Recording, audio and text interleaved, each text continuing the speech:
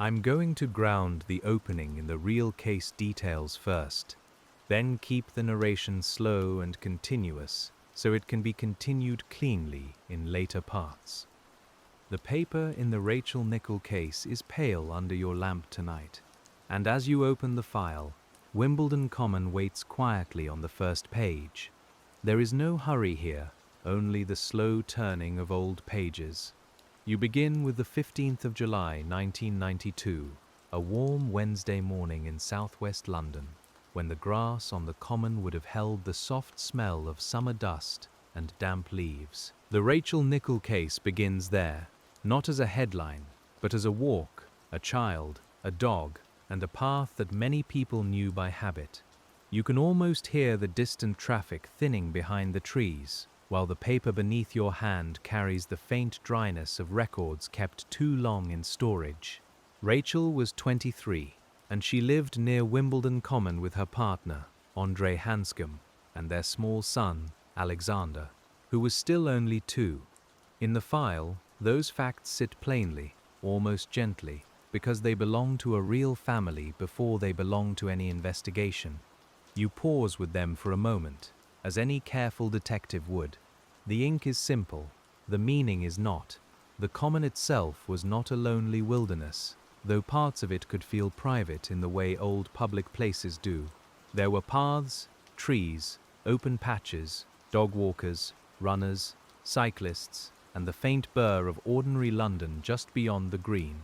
You can picture the morning light filtering through leaves, broken and soft across the ground. It was a place people trusted with their small routines, and that is part of why the Nickell case settled so deeply into public memory.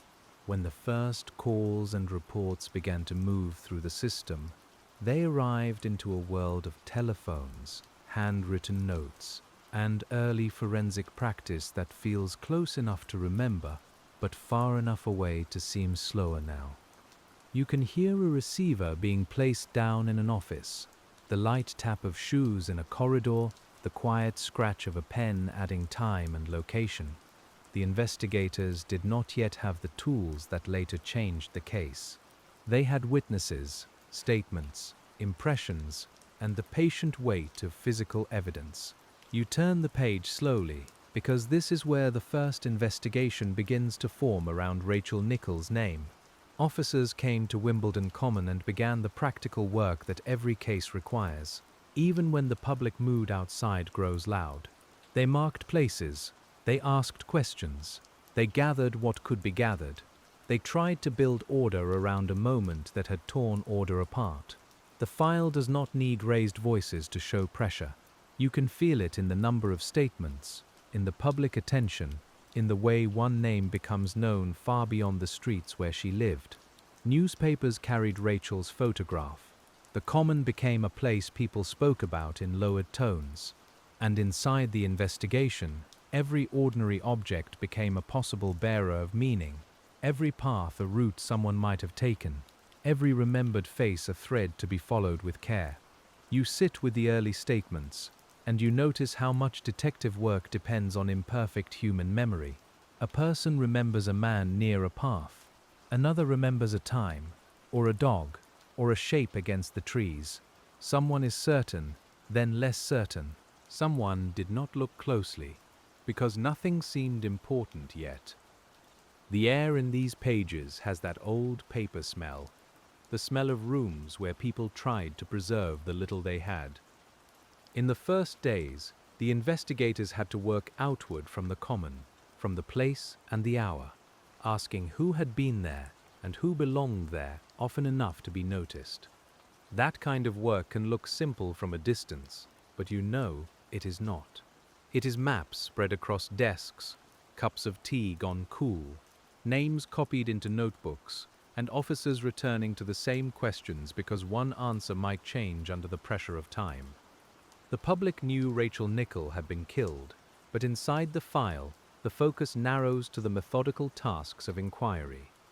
You see house-to-house calls, you see witness appeals, you see dog walkers and local residents spoken to again. The common becomes a grid in the mind, crossed by paths and recollections.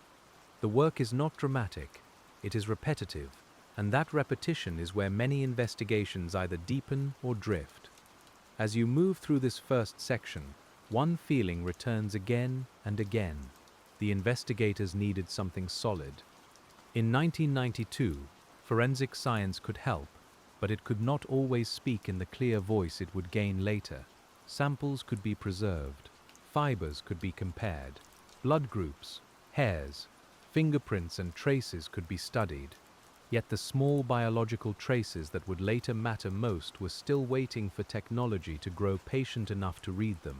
So the Nickell case moved, as many cases did then, through witness accounts and behavioral assumptions, through profiles and local knowledge, through the steady sorting of people who might fit what investigators believed they were seeing. You can feel the texture of those days in the margins, where names are underlined and times are circled. The file does not feel empty, it feels crowded. But crowded is not the same as clear. Before long, attention began to settle on Colin Stagg, a local man who walked his dog on Wimbledon Common and came to fit, in the eyes of investigators, a shape they had started to imagine. You see his name enter the file, and the room seems to cool slightly, not from drama, but from the knowledge that this path would later be examined with sorrow. We read it carefully tonight, because patience means seeing not only what detectives did, but where certainty arrived too soon. There was no forensic evidence tying Stagg to the scene, and that absence matters as you sit with the paper under your hand. Absence can be quiet, almost too quiet, and it can be pushed aside when a case is under strain. The investigators had a profile, they had interest, they had public pressure, they had a man whose life and habits could be made to resemble the pattern they were looking for. But resemblance is not proof, and the file would eventually have to face that difference. The next part of the Nickell case turns toward an undercover operation, and we can approach it softly, without turning it into theater. The operation was called Edzell, and it involved an undercover police officer who contacted Stagg under an assumed identity. Over time, letters and conversations were used to draw him into a private emotional world, one shaped by suggestion, pressure, and the hope that he might reveal something only the real offender could know. You can imagine the evidence box for this section as smaller than the public story became. Letters folded flat, transcripts typed neatly, a cassette or tape label, its ink a little faded, the quiet click of a recorder, the slight shine of photocopied pages. These things sit in a file with a strange stillness, because they are both intimate and official, both personal words and investigative material. As you read, you keep your pace slow, because this is where a case can teach us about the danger of wanting an answer too badly. Stagg did not confess to killing Rachel Nickell. The undercover exchanges did not produce the clear admission investigators had hoped for. Yet the case moved toward him anyway, carried by interpretation and pressure, and by the belief that the right suspect was already in hand. You can feel how heavy a belief becomes once a whole investigation starts leaning on it. In 1994, the case against Colin Stagg reached the Old Bailey, and there the court examined the undercover material with a steadier distance. The judge rejected the central evidence, criticizing the way it had been obtained and the way it had been used. With that evidence excluded, the prosecution had nothing firm enough to continue. Stagg was acquitted, and the Rachel Nickell case returned to the open air, unresolved and wounded by its own wrong turn. You pause there, because a wrongful accusation is not a footnote. It is another human cost inside the same file. Stagg had lived under suspicion, and Rachel's family still had no answer. The investigators had spent time and trust down a road that did not lead to the truth. In the quiet of your imagined desk, you can feel how a file grows heavier when it contains both grief and error. After the trial, Wimbledon Common did not change its shape, but the case around it changed completely. The public had seen a prosecution fail. The police had been criticized. The name Rachel Nickell remained known, but the answer to what happened had not arrived.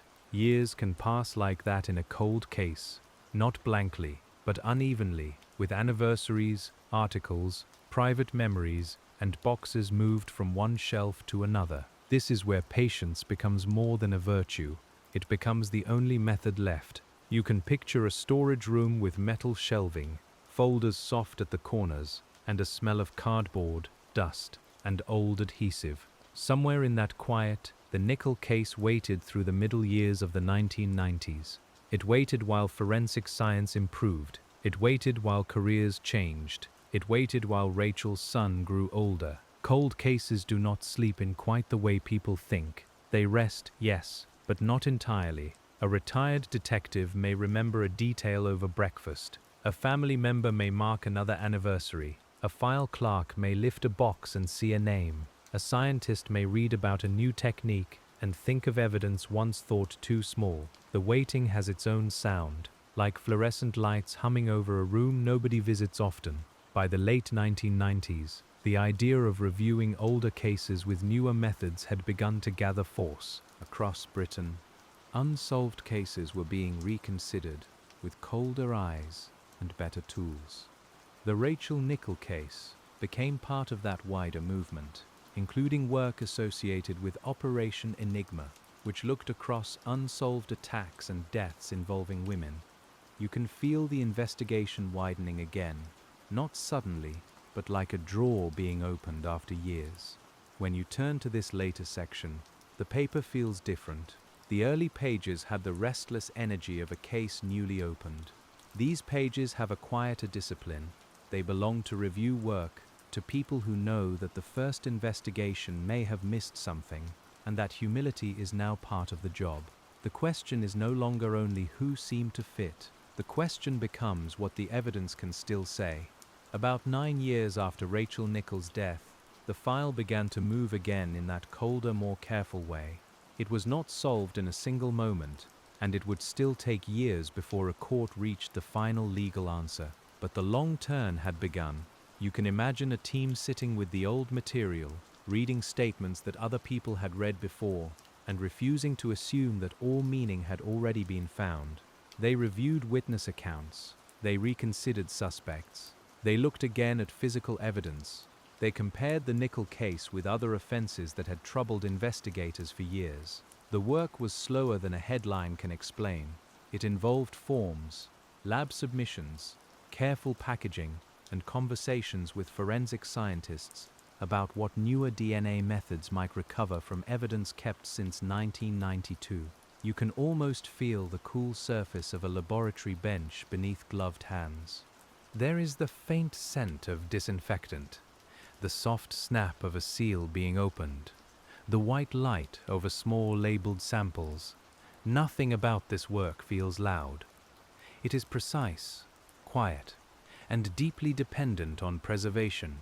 A trace too small for earlier testing might become meaningful only when science has learned how to listen more closely. That is one of the gentlest lessons in the Nickell case, if a lesson can be drawn at all. Evidence sometimes waits for the future. It sits in paper envelopes, on fabric, in sealed containers, and it does not explain itself until people return with better questions. You, as the detective tonight, do not rush past that. You let the thought settle. The past had not changed. The tools had. In the early 2000s, new testing began to reveal male DNA from material connected to the crime scene, and that DNA did not belong to Rachel's partner or to her son. At first, even that did not solve the case. It was a door opening only partway. The sample could help exclude people. It could point the review team away from old assumptions, but it still needed comparison, context, and patience. The file here becomes very quiet again, because scientific progress is often slower than we want it to be. A result comes back. Then another request follows. A profile is checked. A database is searched. A scientist writes cautiously. A detective reads cautiously. You can hear the soft rustle of pages and the small click of a folder ring closing, while outside the office, London continues with its buses, rain, and evening traffic. Robert Napper's name eventually came into focus through this renewed work. He was already detained at Broadmoor Hospital after the killings of Samantha Bissett and her young daughter, Jasmine, in 1993. Those crimes had happened after Rachel Nickell's death, and the timeline now looks back on itself with a painful clarity. But tonight, we keep our attention steady, because the important movement in the file is the way evidence began to correct an older mistake. Napper had been known to police before. There had been missed opportunities and earlier reports that, in later reviews, would be examined with great seriousness. He had been considered and eliminated in connection with other offenses, in part because of assumptions about height and description. You see again how fragile a working theory can be when it hardens too soon. A person's posture, a witness's estimate, a category on a form, all of it can carry more weight than it should. As you sit with this part of the Nickell case, you can feel the sadness of hindsight in the room. It is not useful to shout at old pages. They cannot answer, but it is useful to read them honestly and to see how a real investigation is made not only of effort, but of judgment. Some judgments were careful, some were not, and the later review had to work through both. By 2004, advances in DNA profiling had strengthened the connection between Napper and evidence from the Rachel Nickell case. Even then, the matter did not become instant. Legal processes moved deliberately, especially in a case already marked by wrongful suspicion and public failure. The review team had to build a case that could stand where the earlier one had fallen. That meant patience with science, patience with records, and patience with the courts. You can picture the new file being placed beside the old one. One is worn by years, its corners softened, its early confidence fading under later scrutiny. The other has laboratory reports, updated techniques, and a colder form of clarity. Between them lies the long interval that gives this story its shape. 9 years to begin moving again. More years to reach the formal answer. A whole span of life held between two kinds of evidence. There is a particular quietness to cold case units, at least in the way we imagine them tonight. Not silence, exactly, but lowered sound. Keyboards, printers. The murmur of one investigator asking another to look at a name again. The dry scrape of a chair on office carpet. The work does not carry the bright rush of a new investigation. It carries the discipline of people who know that time has already taken too much. Andre Hanscom and Alexander lived through those years in ways no file can fully hold. Documents can record statements, compensation, apologies, hearings and findings, but they cannot completely record the atmosphere of a life altered by absence. You can read the names, you can note the dates. Still, a careful listener understands that beyond every page is a room where someone had to keep living while the answer failed to come. The same is true of Colin Stagg, whose name remained tied to the case long after the court had cleared him. Public suspicion can linger in ways the law does not always know how to repair. The Nickell case, because of that, became not only a story about forensic progress, but also a story about restraint. It asks what investigators owe to evidence and what the public owes to uncertainty. You can feel that question resting beside the file. When Napper was interviewed in later years, the inquiry had already changed beyond recognition from the case that had once focused on Stagg. The center of gravity had moved back to physical evidence. The old profile no longer ruled the room. The undercover letters no longer carried the weight they once had. Instead, small traces preserved from 1992 spoke with a steadier authority, and the detectives listened. That listening is the part we stay with tonight, not the noise around the case, not the sharper edges of public anger, but the return to the evidence. You can imagine a detective reading a lab report twice, then placing it flat on the desk under a lamp. Outside, it might be raining on the pavement. Inside, there is the smell of paper, coffee, and warm plastic from a printer? The answer is beginning to form, but slowly. In 2007, Robert Napper was charged in connection with Rachel Nickell's death, and in 2008, he pleaded guilty to manslaughter on the grounds of diminished responsibility. He was ordered to remain detained indefinitely at Broadmoor. The legal ending came 16 years after the morning on Wimbledon Common, though the crucial reopening of the file had begun after those long intervening years of waiting. The case was solved, not by certainty growing louder, but by evidence growing clearer. You take that in without hurry. The words guilty plea can seem final on a page, but in a case like this they do not erase the years before them. They do not undo the original investigative failure. They do not return Rachel to Andre or Alexander. They do not remove what Colin Stagg endured. They mark an answer, and an answer matters deeply, but it arrives carrying everything that came before. The Nickell case was, at last, resolved in law, and that is important to say plainly. Robert Napper was identified through the later investigation and forensic work, and the case that once seemed stalled found its way to a real conclusion. Yet the feeling of the file remains complicated because the truth arrived after years in which wrong assumptions had taken root. You can hold both facts at once, gently, without forcing them into a simpler shape. Now, as you turn back to the beginning of the file, Wimbledon Common feels different. The same paths are there, the same trees, the same summer morning preserved in statements and maps. But you read it now with the later knowledge folded quietly into every page. You know how long the evidence waited. You know how slowly the answer came. You know that patience, in this case, meant returning to what had been there all along. And that is where we can stay for a while, with the investigators who came back after years had passed, and with the evidence that had not forgotten. The file is open in front of you. The lamp is low. The room is still. Somewhere in the pages, there is the faint weight of every hand that tried to read them correctly. If you stay with that weight a little longer, you begin to notice how many different kinds of waiting live inside the Rachel Nickell case. There is the waiting of a family, which no document can properly measure. There is the waiting of the evidence, sealed and still. There is also the waiting of a police service learning, slowly and sometimes painfully, that an old mistake can remain active until it is faced with care. You might turn back to the early pages again, because old files often need more than one reading before they show their shape. The first time through, you follow the timeline.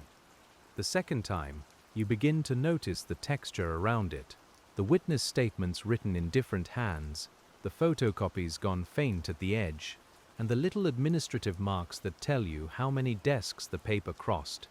Nothing in that room feels hurried now, though the original days were full of urgency. The Wimbledon Common of the file is both real and remembered, a place made of paths, bracken, open grass, and human recollection. You can hear the soft crush of dry summer ground under shoes, and perhaps the small jangle of a dog lead in someone's hand. When detectives returned to those paths in statements and maps, they were not simply looking at ground. They were asking memory to become reliable, and memory is a delicate instrument. One witness might remember the direction of a man walking, another might remember a dark head of hair, or a light top, or the way someone seemed out of place for a moment. You, sitting with the file tonight, know how hard it is to ask ordinary people to become exact after something terrible has already happened.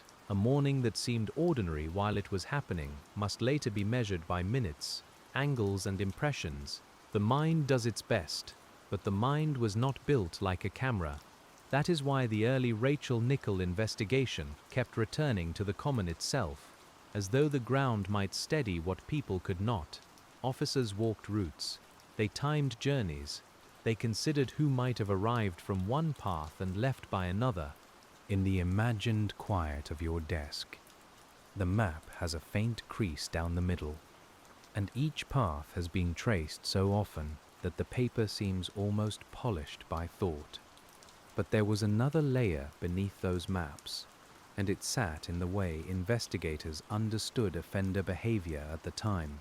Behavioral profiling had a certain authority in those years, though its limits were not always treated with enough caution. It could be useful, especially when held lightly. Yet when it began to shape the search too strongly, it could narrow the field before evidence had finished speaking. You can feel that narrowing as the file moves toward Colin Stagg. Stagg's life near the Common made him visible in the investigation, and visibility can sometimes be mistaken for significance. He walked his dog there. He was local. He answered questions.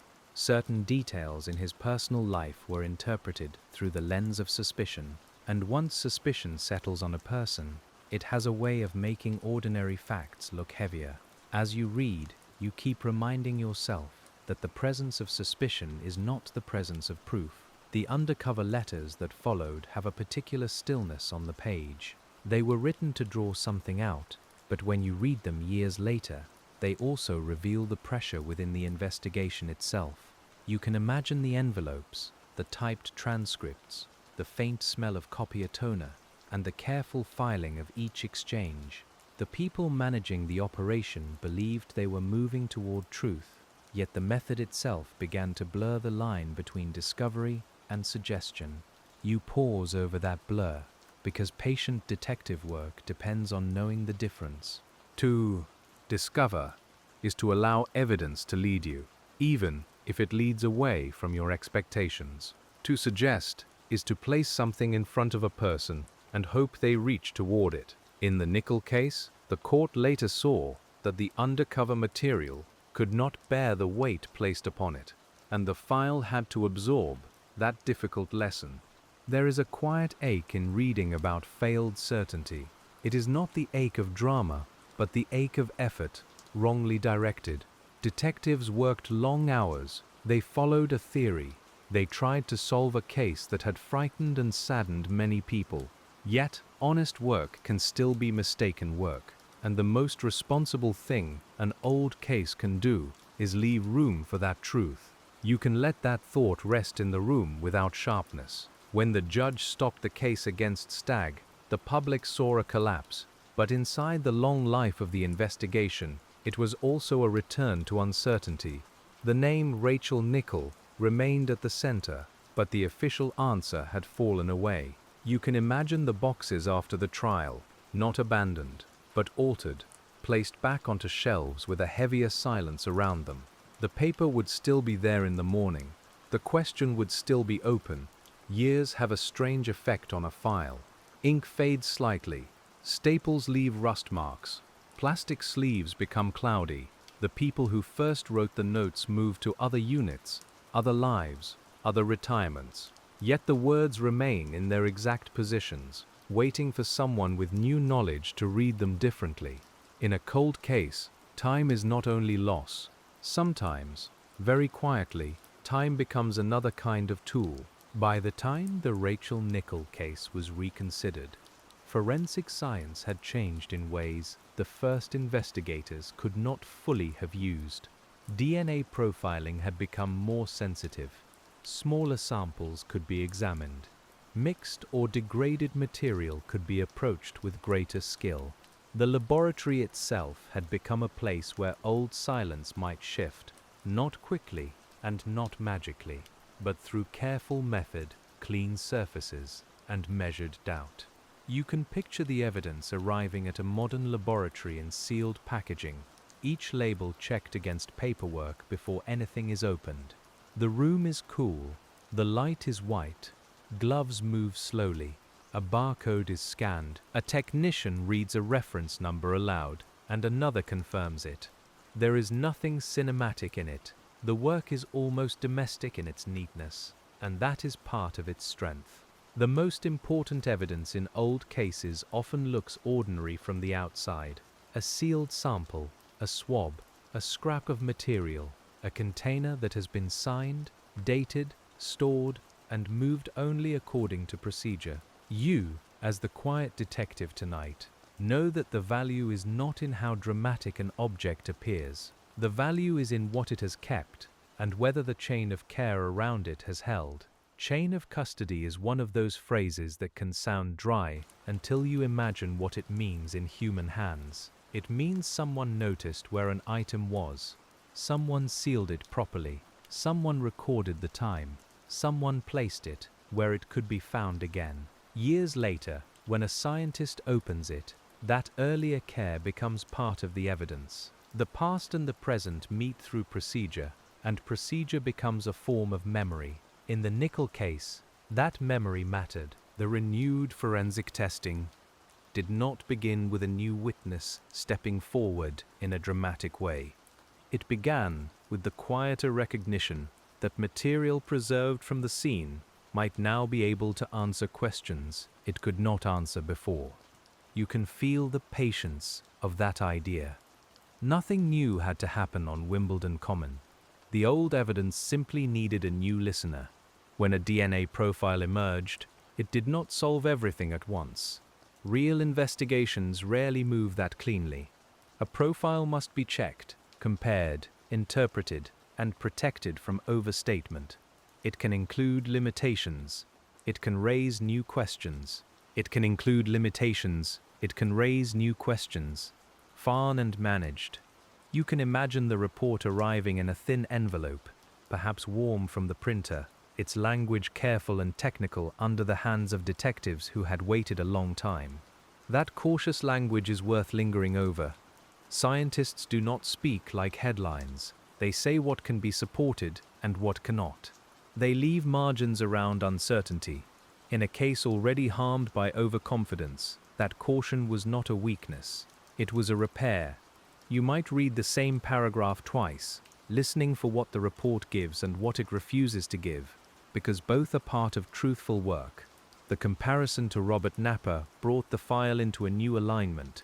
His name, already known through other grave cases, entered the Rachel Nickell investigation with a different kind of force than Stagg's had. This time, the movement was not built mainly from profile or pressure. It was built from trace evidence and later testing. You can feel the difference in the room, as though the air has settled after years of being stirred. Still, even a stronger lead must be handled slowly. Investigators had to consider the full history around Napper, including earlier missed warnings and the painful fact that he had been responsible for later deaths. Those matters sit heavily in any review, but they also remind you why patient detective work must include institutional memory. A case file is not only a search for one person, it is a record of decisions, chances, assumptions, and responsibility. You may find yourself returning to the phrase after 9 years because it has a quiet resonance here. 9 years is long enough for a child to grow tall, for an officer to change rank, for technology to move from promising to practical. It is long enough for public attention to dim, though not for private grief to fade. In the Nickell case, those 9 years did not close the book. They brought someone back to the shelf. When the shelf gives back an old file, it gives back everything unevenly. The clear pages and the muddled pages, the useful work and the mistaken work, the statements that still matter, and the theories that must be set aside. You sit with all of it, because a careful reading does not choose only the comfortable parts. The room around you is dim, the paper is light, and the past has a grain you can feel. There is a kind of humility in cold case review that newer investigations do not always have. Reviewers know that someone else has already tried. They know the first team may have been sincere. They also know sincerity does not guarantee accuracy. So they read with two minds at once, respecting the effort and questioning the conclusions. You can imagine a detective drawing a small mark in the margin, not because something is solved, but because something needs looking at again. The Rachel Nickell case required that double vision. It required reviewers to see the original investigation as both an earnest search and a flawed one. It required them to revisit the evidence without carrying forward every old assumption. That is harder than it sounds. Old assumptions live in file structures, in summaries, in names placed near the front, and in the way one page leads you gently but firmly toward the next. If you were sitting in that review room, You might begin by making a fresh chronology. The 15th of July, 1992, the early witness appeals, the focus on Stag, the undercover operation, the failed prosecution, the years between, the later forensic testing. Each line would look simple, perhaps no more than a sentence, but behind each line would be hundreds of pages, and behind the pages, real lives. Chronologies are calming in one sense, because they arrange time, yet they can also reveal gaps. What was known on a given day, what was assumed, what was tested, what was never tested because the method did not yet exist. You can hear the soft pencil movement as a reviewer annotates the timeline, adding question marks where old confidence once sat. The file is not being rewritten, it is being reread. In that rereading, the earlier attention on Stag becomes one of the central features, not because it solved the case, but because it explains why the case took the path it did. Once an investigation commits heavily to one suspect, other possibilities can receive less attention. That is not always malicious. Often it is human. People follow the line in front of them, especially when the world outside is pressing for an answer. You can feel the pressure of the early 1990s around the Nickell case. Even without raising the volume, newspapers were full of it. People were afraid and saddened. The image of Rachel and her small son became part of the public understanding of the case. Police leaders faced questions. Detectives faced expectations. In such weather, a theory can feel like shelter, even when it is not yet a home. But good review work must leave shelter and return to the weather. It must ask what the evidence shows when the old theory is not allowed to answer for it. It must ask whether a witness statement was stronger than memory can support. It must ask whether a behavioral profile was treated as guidance or proof. These are not comfortable questions. They are the kinds of questions that make a file colder before it becomes clearer. The later work on the Rachel Nickell case also belonged to a wider shift in British policing. Cold cases once considered beyond reach were being reopened because DNA technology had begun to make the past more searchable. Detectives who had once relied mostly on interviews and visible trace evidence could now return to sealed material with new hope. That hope was careful, not bright. It smelled of archive boxes, lab gloves and patience. You can imagine other old files on nearby shelves, each with its own unresolved name, each waiting for the same combination of preservation, science, and persistence. The Nickell case was not the only one touched by this change, but it became one of the most publicly understood examples of why review matters. It showed that old evidence can remain alive. It also showed that old errors can remain alive unless they are named. Naming error is not the same as dwelling in blame. It is a quieter, more difficult act. It asks institutions to remember clearly so that the next investigation may be less likely to repeat the same harm. In the Rachel Nickell case, later reports and public discussion returned often to what went wrong with Stag, with profiling and with the undercover strategy. You can sit with that, not as accusation alone, but as instruction. The file around Operation Edzell feels especially fragile in this way. The officer involved took on a role designed to create trust, and that trust was used for investigative ends. Such methods raise hard questions, and in this case, the court found the results unacceptable. You do not need to dramatize it to feel the unease. The letters lie flat on the desk, and their very flatness makes the lesson clearer. For a listener half asleep, it may be enough to know that the wrong path was eventually left behind. But as the detective tonight, you linger a little longer, because the leaving behind is part of the patient work. It means someone later had to say, this was not enough. Someone had to put aside a theory that had once dominated the room. Someone had to begin again with the file's quieter materials. Beginning again can look almost invisible. A reviewer requests an index, a box is signed out, a summary is drafted, a forensic exhibit list is compared against storage records. One missing form becomes a phone call. One unclear label becomes a morning's work. This is the practical texture of cold case investigation, and it is gentler than the public story often allows. It is work done by people sitting under ordinary lights, trying not to miss anything. You can hear those ordinary lights now, a soft hum above a table where the Nickell case is spread out in careful piles. There are crime scene materials, witness statements, forensic notes, court records, and correspondence. Each pile holds its own time period. Each asks for a different kind of attention. Your fingertips might rest on the edge of a folder while you decide where to go next, and the paper gives slightly under your hand. At some point in that review, the old and new investigations had to meet. Early statements had to be compared with later forensic indications. Descriptions had to be reconsidered in light of Napper's history. The route through Wimbledon Common had to be imagined again, but this time without forcing it towards Stag. The common returns in the mind, green and uneven, with paths crossing quietly under the trees. The past is being walked again, but more carefully. Robert Napper's background had been known in fragments before the later connection became clear. There were reports about his conduct, concerns raised, and earlier opportunities that later seemed deeply important. In any patient retelling, those missed chances must be acknowledged without turning the story harsh.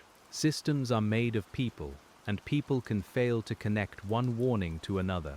Yet the consequence of missed connection can last for years. That is one reason the Nickell case became more than a single solved case. It became part of a larger conversation about how police handle information, risk, and uncertainty. You can feel that conversation in the later reviews, where old decisions are examined not only for what they did, but for what they prevented others from seeing. The file becomes a classroom of sorts, though a very sorrowful one. The science, meanwhile, continued its quiet work. DNA does not care about profiles, headlines, or public expectation. It simply requires enough material, proper handling, and careful interpretation. That steadiness is part of why the later evidence mattered so much. In a case where human judgment had wandered, the preserved biological trace offered a different form of memory. It was not complete memory, but it was memory of a kind. You might imagine the moment a match or strong comparison was first discussed, not as a dramatic burst, but as a room becoming still. A scientist explains, a detective listens, another person checks the paperwork, someone asks about contamination, about probability, about the condition of the sample. The kettle in the corner clicks off. Nobody needs to raise a voice. The evidence has taken years to reach this sentence, and the sentence must be handled. Handling it meant looking forward as well as backward. A prosecution after earlier failure could not be casual. The Crown Prosecution Service would need to consider the strength of the case, the admissibility of evidence, and Napper's mental condition. The history of the Nickell case meant every step would be watched, but more importantly, every step needed to be right. You can sense the care in the paperwork, the way legal language slows everything down. Legal language can feel cold, yet it often protects the seriousness of what is being done. It makes people define what they mean. It requires evidence to be placed in order. It gives the accused person process. It gives the family a court in which facts are finally tested. In a long case like this, that structure matters. It is not warmth exactly, but it is a kind of steadying frame. As the case moved toward charge, the old public narrative began to shift. For years, many people had associated the Rachel Nickell case with the failed prosecution of Colin Stagg. Now the evidence pointed elsewhere. That shift could not undo what had happened to Stagg, but it did begin to separate his name from the crime in the public mind. You can imagine how late that relief must have felt, arriving after years of shadow. The eventual compensation and apology connected to Stagg's wrongful targeting belong to that same long aftermath. They are not decorative details, They show that solving a case is not only identifying the person responsible, it is also reckoning with the harm caused by the search itself when the search goes wrong. In your quiet review of the file, you place that fact beside Rachel's family's need for truth, because both belong in the same record. There is no simple moral that makes the Nickell case easy to carry. It is a solved case, but not a clean one. It is a forensic success, but also an investigative warning. It brought a legal answer, but only after years in which the wrong man had been publicly bound to the story. You do not have to force these truths into one feeling. You can let them sit together, as old files often do. The court proceedings in 2008 arrived long after the first summer morning. By then, Alexander was no longer the toddler remembered in the first reports. Andre had lived through years of uncertainty and public attention. Colin Stagg had lived through accusation and its residue. Detectives had come and gone. Forensic science had moved forward, and Rachel Nickell's name still stood at the center, where it had always quietly belonged. When Napa pleaded guilty to manslaughter on diminished responsibility grounds, the legal language carried both answer and limitation. It named him as responsible in law, while also recognizing his mental condition. The court ordered continued detention at Broadmoor, and the case entered a different kind of history. Yet if you are reading slowly, you notice that a legal ending does not close every emotional question. It simply gives the file a place to rest. But before resting there, we can return to the patient steps that made the answer possible. That is the work this kind of bedtime case file asks us to notice. Not the loudest moment, not the public turn, the smaller labor, the storage, the review, the restraint, the willingness to say, what if we have been looking at this from the wrong direction? That question is humble, and in the Nickell case it was necessary. You can imagine a detective arriving early to a review office, before the phones begin to sound. The windows are pale with morning. A coat is placed over a chair. A computer wakes with a low electric whir. The Rachel Nickell file is already on the desk, too large for one folder now, and its sections have been marked with tabs. The day's work may be only one witness statement. Read properly. Reading properly means not skimming, because a previous summary exists. Summaries save time, but they can also carry old assumptions inside them. A reviewer may return to the original statement and notice a word left out, a hesitation. A time range wider than later reports made it seem. This is slow work. It can feel like moving through sand. But sometimes, the sand is where a small, hard object has been waiting. The same applies to forensic notes. A sample described briefly in an early report may deserve new attention because testing has changed. A stain, once considered unsuitable, may now be worth submitting. A mixed result once too limited may be interpretable with newer techniques. You can hear the quiet turning of pages as one era of science speaks across to another. It is almost like correspondence between people who never met. In the Nickell case, that correspondence helped shift suspicion from an imagined type of person to a specific person supported by evidence. This is one of the deep differences between profiling and forensic identification. A profile may describe possibilities. DNA, when properly obtained and interpreted, can connect or exclude with a different level of force. You can respect both as tools, but you do not confuse their weight. That word, weight, returns often tonight. The weight of a file, the weight of an assumption, the weight of preserved evidence, the weight of a family waiting through years of public error. Even in the quietest telling, this case is heavy, so we set it down carefully, paragraph by paragraph, and we do not ask the listener to carry more than the slow cadence can hold. The landscape of Wimbledon Common gives the case a particular atmosphere because it is so ordinary and so open. It is not a locked room. It is not a remote moor. It is a public green space within London, familiar to thousands, layered with daily routines. That ordinariness made the case feel close to many people. You could walk a dog there. You could push a child in a buggy nearby. You could trust the day until trust was shaken. Yet the common also helped create investigative difficulty. Public spaces gather many people, and not all of them are remembered. Paths cross, sightlines change with trees and season. A person may be visible for a few seconds and then gone behind bracken. When detectives asked who had been there, they were asking the public to reconstruct a shared morning from fragments. You can feel the softness of those fragments between your fingers. The weather that day has often been remembered as warm, part of a July morning that should have been ordinary.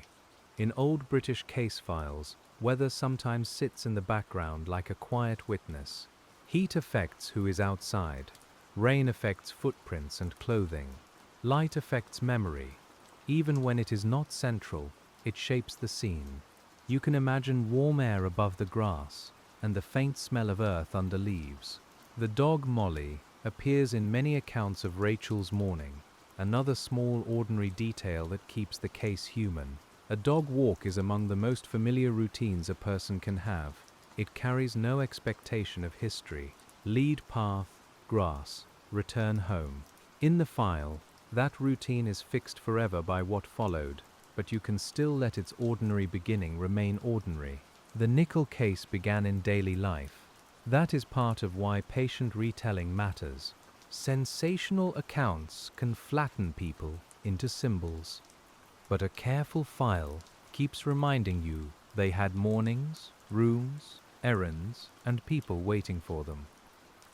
Rachel was not only the victim in a famous investigation, she was a young mother, a partner, a daughter, and a person moving through a summer day.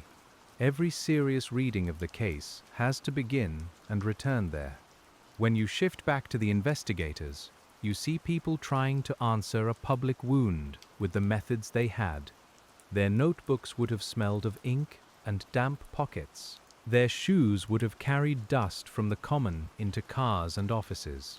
They would have worked under phones ringing, supervisors asking for updates, journalists calling, and members of the public offering leads. The pressure was real, and still, pressure did not make the evidence stronger. The police appeal process in those early days likely brought in many names. Some would be irrelevant, some would be impossible to check fully, some would be based on fear, prejudice, or half-memory. Sorting those leads is another slow craft. You read, categorize, eliminate, revisit. You try to see without being pulled toward the most vivid story. The work asks for a calm mind, exactly when calm is hard to keep. In the years after the failed case against Stagg, that sorting had to begin again in another form. The review team inherited not a blank page, but a crowded page. They had to decide what still mattered. They had to separate facts from interpretations and interpretations from reputation. You can imagine a table with two columns, though the real work would have been more complex. What is known and what was only believed. Belief can enter a file quietly. A phrase like likely, probably, consistent with, or of interest can begin as caution, then harden as later documents repeat it. By the time another detective reads the case years later, the original uncertainty may have thinned. That is why going back to source material matters. It brings you closer to the first wording, the first hesitation, the first limits placed around a claim. In the Rachel Nickell case, returning to source material meant facing the frailty of the earlier focus. It meant seeing that Stagg's profile and the undercover exchanges had occupied space that evidence had not earned. It also meant recovering the importance of physical trace material.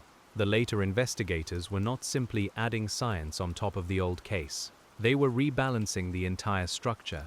Rebalancing takes time. You cannot do it in a single meeting.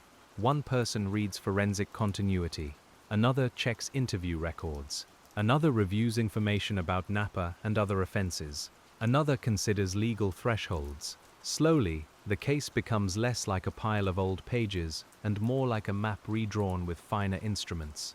The room remains quiet, but the work changes the direction of the road. You may notice how often cold case progress depends on people who are not famous.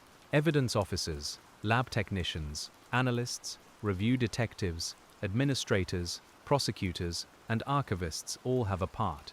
Their names may not be remembered by the public, but their care makes the later answer possible. In the Nickell case, as in many others, the solution was not one brilliant moment. It was an accumulation of careful acts. A sealed exhibit is only useful if someone can find it. A DNA result is only meaningful if someone can compare it. A comparison is only persuasive if someone can explain it in court. Each step relies on the step before it. You can hear that chain in the quiet sequence of the file: record, preserve, review, test, compare, charge, and present. None of those words is loud. All of them matter. The public memory of the case may condense years into a few known names: Rachel Nickell, Colin Stagg, Robert Napper, Wimbledon Common, Operation Edzell. But the actual investigation lived in many smaller names and tasks. It lived in phone logs, exhibit numbers, interview times, lab references, and review notes. You, at your desk tonight, are allowed to move slowly enough to feel that difference. There is a steadiness in imagining the later review team asking only what could be supported, not what seemed plausible, not what satisfied public anger, not what repaired embarrassment quickly. What could be supported? That question has a clean sound to it, like a pencil placed squarely beside a ruler. It is not glamorous. It is a form of respect, because evidence treated carefully is the only way a difficult truth can become usable. As the DNA work strengthened, the old mistaken focus did not vanish from the case. It remained part of the story, and rightly so. The solution was not a straight line from scene to suspect to court. It looped through error, delay, review, science, and apology. To tell it calmly is not to soften that history. It is to make enough room for each part to be seen without being forced to compete for attention. The years between 1992 and the final court outcome also show how differently time moves for institutions and families. For an institution, a case can be dormant, reopened, reviewed, transferred, or relabeled. For a family, the same years arrive as birthdays, school years, holidays, and ordinary evenings where absence sits at the table. The file can measure days. It cannot fully measure waiting. Andre Hanscom spoke over the years about what the case had taken, though tonight we do not need to quote him to understand that the cost was profound. The public saw part of his grief because the case was public, but most grief is never public. It happens in rooms after the interview ends. It happens when a child asks questions. It happens when a name appears again in the news, and the old day returns. Alexander, who was with Rachel on Wimbledon Common, grew up carrying a connection to events he could not have understood as a toddler. That is another fact the file can state but not hold completely.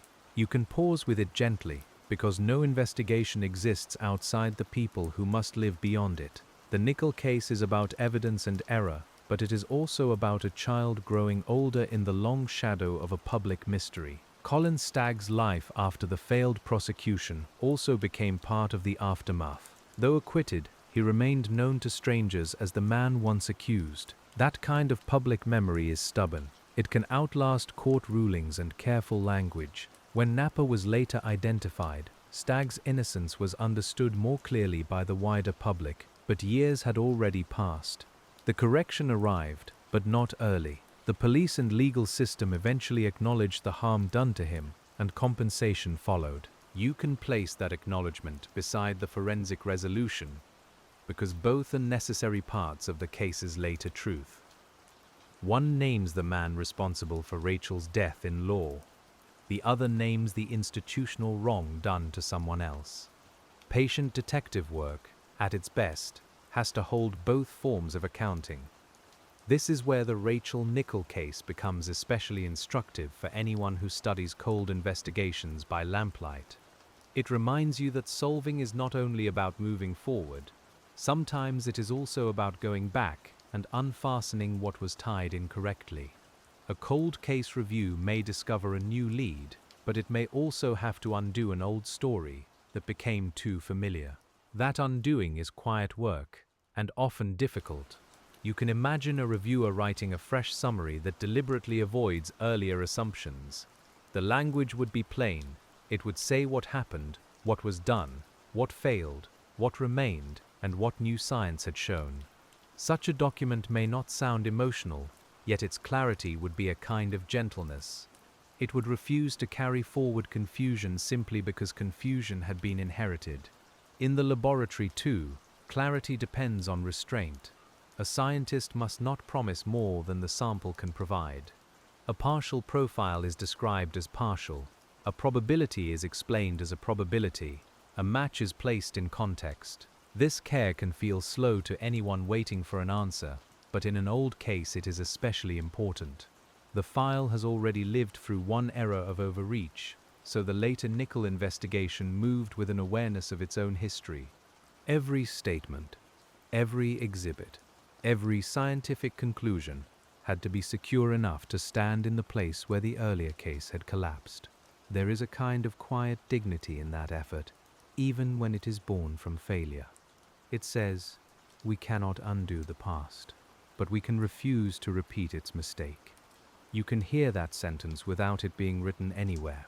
When the court finally accepted Napper's plea, the answer came in legal form, formal and restrained.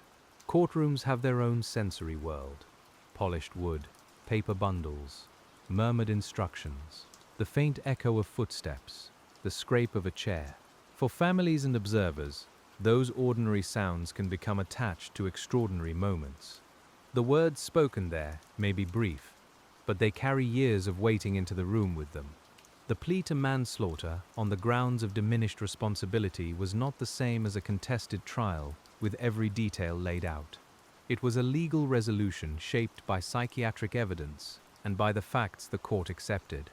That distinction matters, and a careful narration leaves it intact. The case was solved, but it was solved through a particular legal path, with its own language and its own limits. You can feel how the file changes after that point. Before the plea, documents lean forward, asking what can be proven. Afterward, they begin to look back, asking what happened in the investigation itself and what should be learned. Reviews, apologies, compensation, and public commentary gather around the solved case like later rings in wood. The central fact stands, but the surrounding lessons continue to widen. In one sense, the Nickell case shows the triumph of preserved evidence. In another, it shows the danger of interpretive certainty. In another still, it shows the long emotional cost of unresolved public grief. None of these readings cancels the others. You, sitting quietly with the file, can let the case remain layered. Sleep does not require simplification. Sometimes it only asks that difficult things be spoken softly. There is something almost tender in the way old files invite rereading. They do not change their words, but the reader changes. Science changes. Institutions change. The public learns different questions. A document that once seemed to point in one direction may later reveal that it was pointing only to uncertainty. The Rachel Nickell case needed that later reader, the one willing to see old pages with new eyes. If you return again to Wimbledon Common, you might imagine it years after the case began. Trees a little taller, paths worn by thousands of feet, dogs still pulling at leads, children still calling across the grass. The place did not become only a crime scene, though for many people Rachel's name will always be connected to it. Ordinary life continued there, as it does in places marked by memory. That continuation can feel strange, but it is part of how public spaces survive. A bench may hold one person's grief and another person's lunch. A path may be walked in sorrow one year and in spring sunshine another. The common holds many lives at once. The Nickell case belongs to it, but it does not exhaust it. You can hold that thought gently as the file rests open under your hand. The detectives who later reviewed the case were not walking into untouched ground. They were walking into a landscape already shaped by public fear, legal criticism, media attention, and old investigative habits. That makes their patience more notable. It would have been easier to accept the case as permanently damaged, or to treat the failed prosecution as the last meaningful chapter. Instead, the file was opened again, and the evidence was asked again. Asked is a gentle word, but it fits. Evidence does not speak unless questioned in the right way. A swab cannot volunteer its meaning. A report cannot correct a bad assumption unless someone reads it carefully. A witness statement cannot show its uncertainty unless someone returns to the original wording. In cold case work, questioning is often less like interrogation and more like listening with better attention. The Nickell case also reminds you that technology alone does not solve cases. DNA can provide the connection, but people must preserve, request, interpret, compare, and present it. People must decide to reopen the file. People must notice that an old sample deserves new testing. People must carry the result into a legal process. Science is powerful, but it enters the room through human patience. That patience had to cross many boundaries, between police and laboratory, between old evidence and new technique, between investigators and prosecutors, between private grief and public record. Each boundary required care, each could have introduced delay or error, yet the case continued to move, not quickly, not cleanly, but steadily enough, at last, for the legal answer to arrive. As you read, the phrase "at last" does not feel triumphant, it feels tired, and perhaps that is appropriate. At last, after wrong turns. At last, after shelves and reviews. At last, after a child grew older, and a wrongly accused man carried years of suspicion. At last, after science caught up with what had been preserved, the words do not shine. They settle, like dust visible in a lamp beam. You can stay with the dust for a while. It is part of the atmosphere of all old mysteries. Dust on boxes, dust along shelf edges, dust disturbed when someone pulls a file down after years. There is nothing dramatic in that movement, but it can change everything. A hand reaches up. A label is checked. A file comes back to the table. The past is not gone. It is only stored. In many cold cases, storage is a fragile mercy. If evidence is lost, damaged, contaminated, or discarded, later science may never have its chance. If statements are missing, memory may have to stand alone. If the chain of custody breaks, truth becomes harder to use. The Nickell case, for all its failures, still had enough preserved material for the later work to matter. That fact is quiet, practical, and immense. You can imagine the evidence officer who, years earlier, followed procedure without knowing how important that procedure would become. Perhaps it was just another task on a hard day. Seal this, label that, sign here, place it there. Yet years later, those ordinary acts helped the case move. Patient justice often depends on people doing small things correctly when no one yet knows they are historic. The same is true of the scientists who improved the methods themselves. They were not working only for one case. They were building techniques, validating processes, refining sensitivity, and learning how to avoid contamination. Their work belonged to laboratories and journals before it belonged to courtrooms. Then, one day, that broader progress reached a sealed exhibit from the Nickell case, and the old file became readable in a new language. That language had to be translated for the court.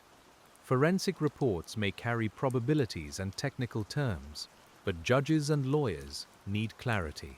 Families need clarity too, though of a different kind.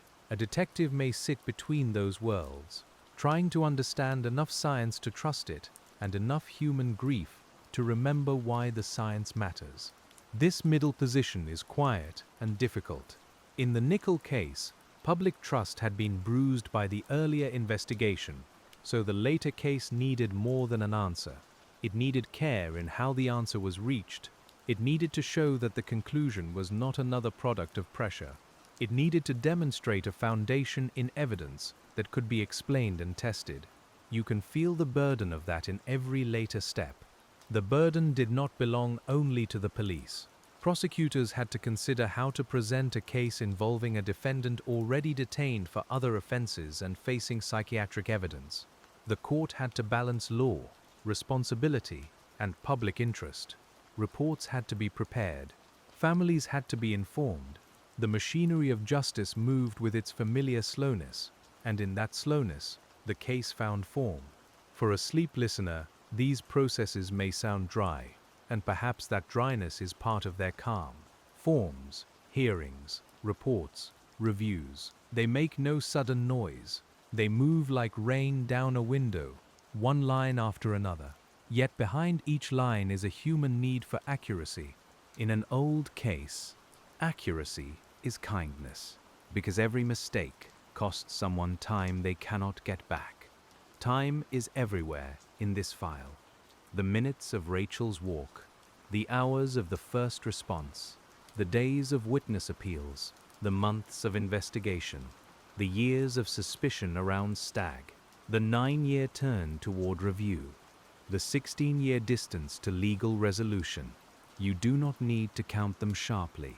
You can let them pass like pages, each one carrying a faint crease. When you place those years side by side, you notice how a case can outlive the world that first produced it. In 1992, mobile phones were uncommon. CCTV coverage was less extensive.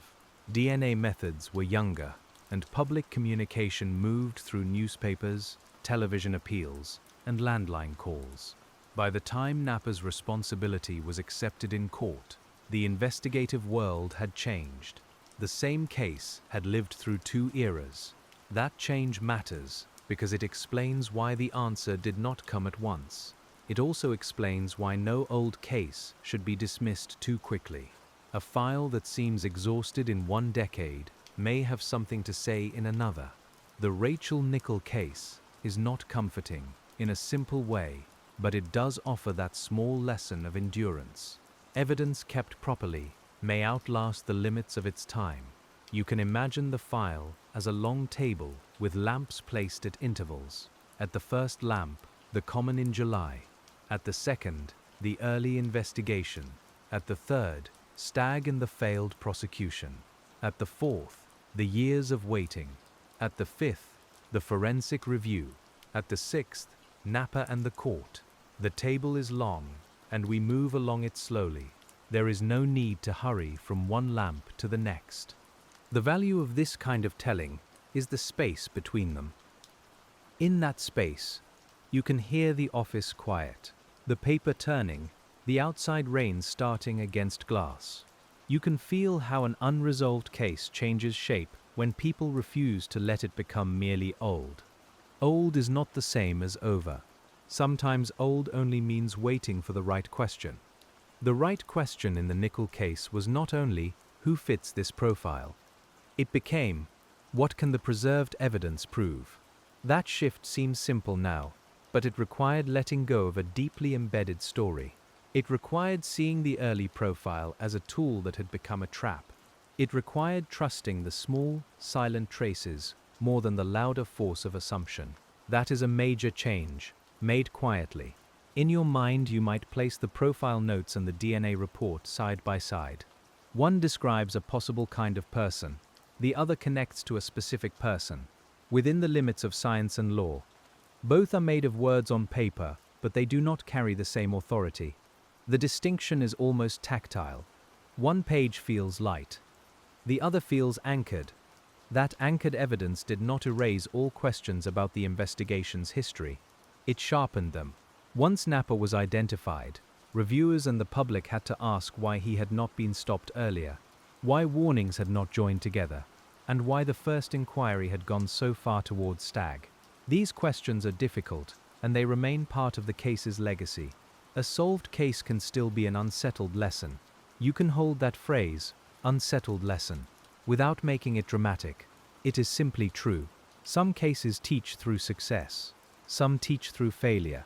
The Rachel Nickell case teaches through both at once.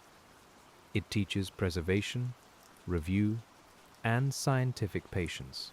It also teaches humility, because confidence arrived early and wrongly, while the correct answer required time. The people who reopened the file had to work in the presence of that earlier confidence. They could not pretend the case had no history. Every decision they made existed against the background of the failed prosecution, the criticism of undercover tactics, and the public knowledge that a man had been wrongly accused. That background may have made them slower. In this case, slower was not a weakness. Slower was proper.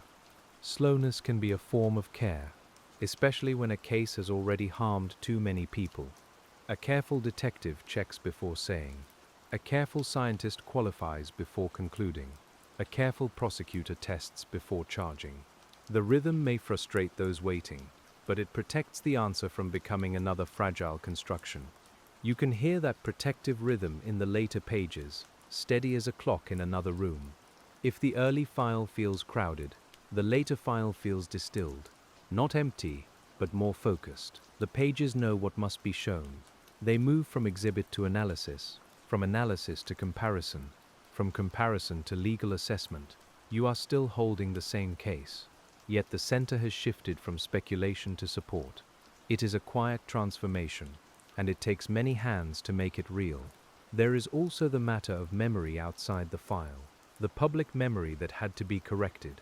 For years, people remembered the Nickell case through images and errors carried by the press. When the later answer emerged, those memories did not all change at once. Public understanding can be slow too. It needs repetition, explanation, and time.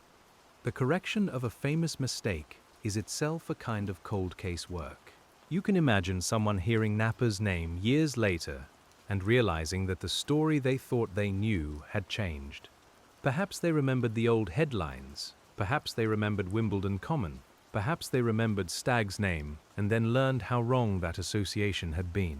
The mind revises reluctantly. That is why official clarity matters, and why the record must be plain. Plainness is a quiet virtue in old cases.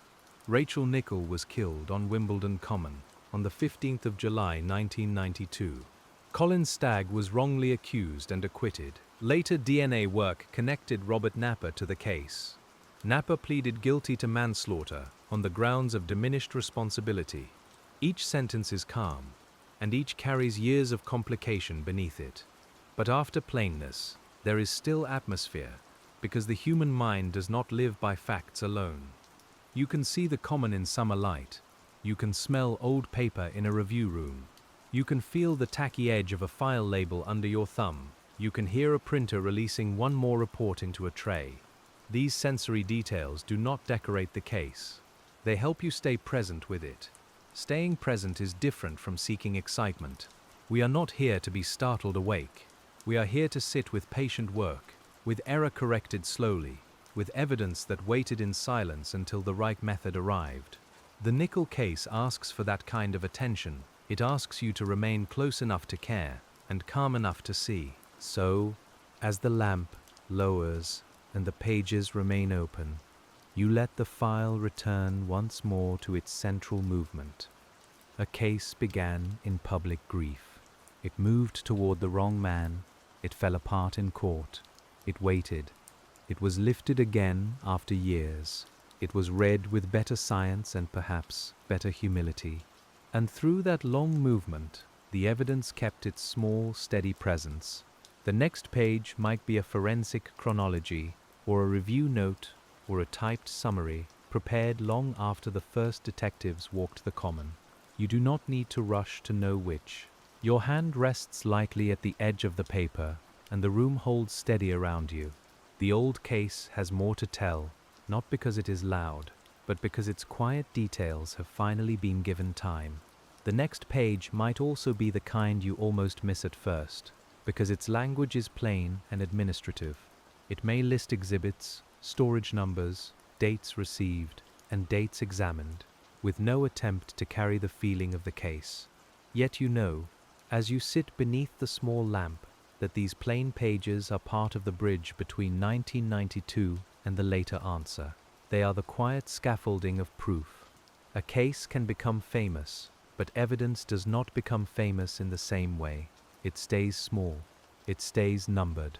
It waits inside envelopes and boxes, known less by story than by reference code. You might imagine a gloved hand lifting one item at a time, checking the seal, matching it to a register, and placing it on a clean surface. The movement is gentle, almost ceremonial, because the past has to be handled without adding anything to it. In the Nickell case, the later strength came from returning to what had been preserved and asking it new questions. That is the patient heart of the story. Not a sudden confession, not a last-minute witness with a perfect memory, a piece of material kept through years of uncertainty, and a forensic method that had grown more capable while the file waited.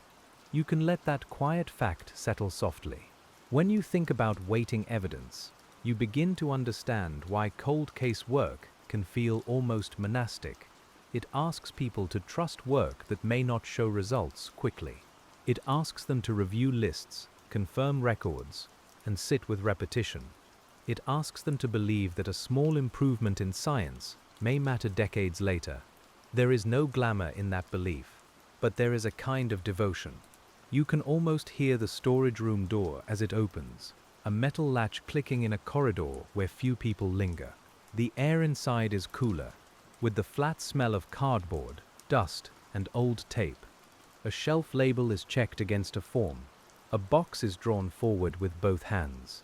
Inside it, the Nickell case remains not as memory alone, but as material, paper, and carefully kept traces. That careful keeping becomes more meaningful when you remember how many paths the case had taken before the review. The evidence had survived the early inquiry, the focus on Stagg, the failed court case, and the long years of public uncertainty. It had been there while theories rose and fell. It had not argued. It had not corrected anyone. It simply remained, and remaining can be powerful in a cold file. There is a softness in this part of the case that is easy to overlook. It is the softness of persistence without noise. A detective may have left a note because procedure required it. A clerk may have entered a storage reference with no sense of future importance. A scientist may have preserved a sample because that was the discipline of the work. Years later, those unremarkable acts became meaningful. As you read deeper into the later review, the pace becomes almost tidal. A document leads to an exhibit leads to a test leads to a comparison leads back to old names, old assumptions, and then beyond them. Nothing leaps. Everything moves in small increments, as if the case is crossing a room in the dark by touching the furniture one piece at a time. That slow movement is one reason the Nickell case belongs so naturally to a quiet retelling. It is not only a story of solving, but of learning how solving should be done. The first investigation reached towards certainty through a theory. The later investigation moved towards certainty through evidence that could be tested. You can feel the difference like two textures under your fingertips, one loose, one firm. The old profile still sits in the file, and you do not throw it away in anger.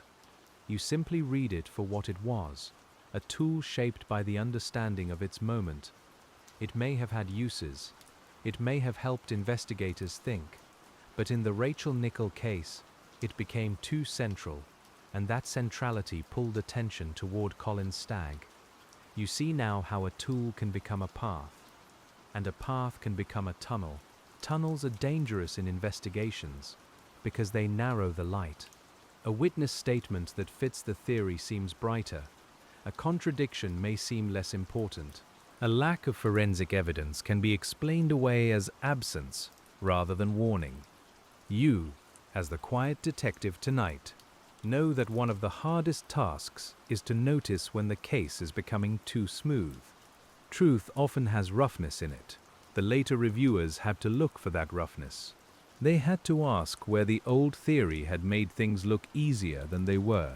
They had to place Stagg's supposed fit beside the lack of physical proof, beside the failed undercover operation, beside the later forensic material. It was not enough to say the first case had failed.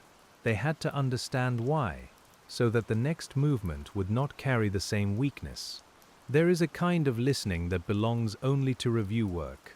It does not listen for the loudest lead. It listens for imbalance. It notices when a document repeats a conclusion without adding support. It notices when a phrase has hardened from possibility into fact. It notices when evidence has been underused because a theory was overused. In the Nickell case, that listening became part of the repair. Repair is a quiet word, but it matters here. The later investigation could not repair the original loss. It could not return years taken from those who waited. It could not erase what Stagg endured. But it could repair the official record, as far as evidence and law allowed. It could move the case away from error and toward the man the forensic work identified. That is not everything, but it is not nothing. You turn another page, and the review's tone stays restrained. It does not tremble.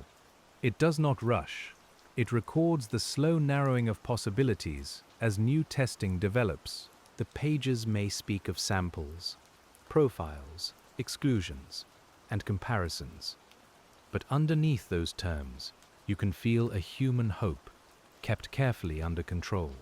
Hope can be useful in a cold case, but only if it remains disciplined. Disciplined hope is different from optimism. Optimism may lean toward the result it wants. Disciplined hope keeps working, while accepting that the result may not come. In the Nickell case, the evidence eventually gave investigators a path, but no one could have known in advance that it would. The review had to begin with uncertainty, and uncertainty is a hard place to start after so many years. You can sit with that uncertainty in the archive room. The file is open, but not yet answered. The lamp is warm, but the corners of the room are dim. A pencil lies beside your hand, and the old paper has a slight waviness from years of storage. You read a line, then return to the previous line, because the case rewards rereading. It does not give itself up in one pass. This is how the 9-year turning point feels in the file. Not like a door bursting open, but like someone coming back with a better key. The key is partly science. It is partly humility. It is partly the decision to take a famous case and treat it again as unfinished work. You can hear that decision in the quiet pulling of a box from a shelf, and in the steady breath before the first page is read. When a case has been public for years, a reviewer must also work against the story everyone thinks they know. Public stories become simplified because memory needs handles. The Nickell case had several handles: the common, the failed prosecution, the undercover officer, the wrong suspect, the later DNA. Each handle is real, but none is the whole case.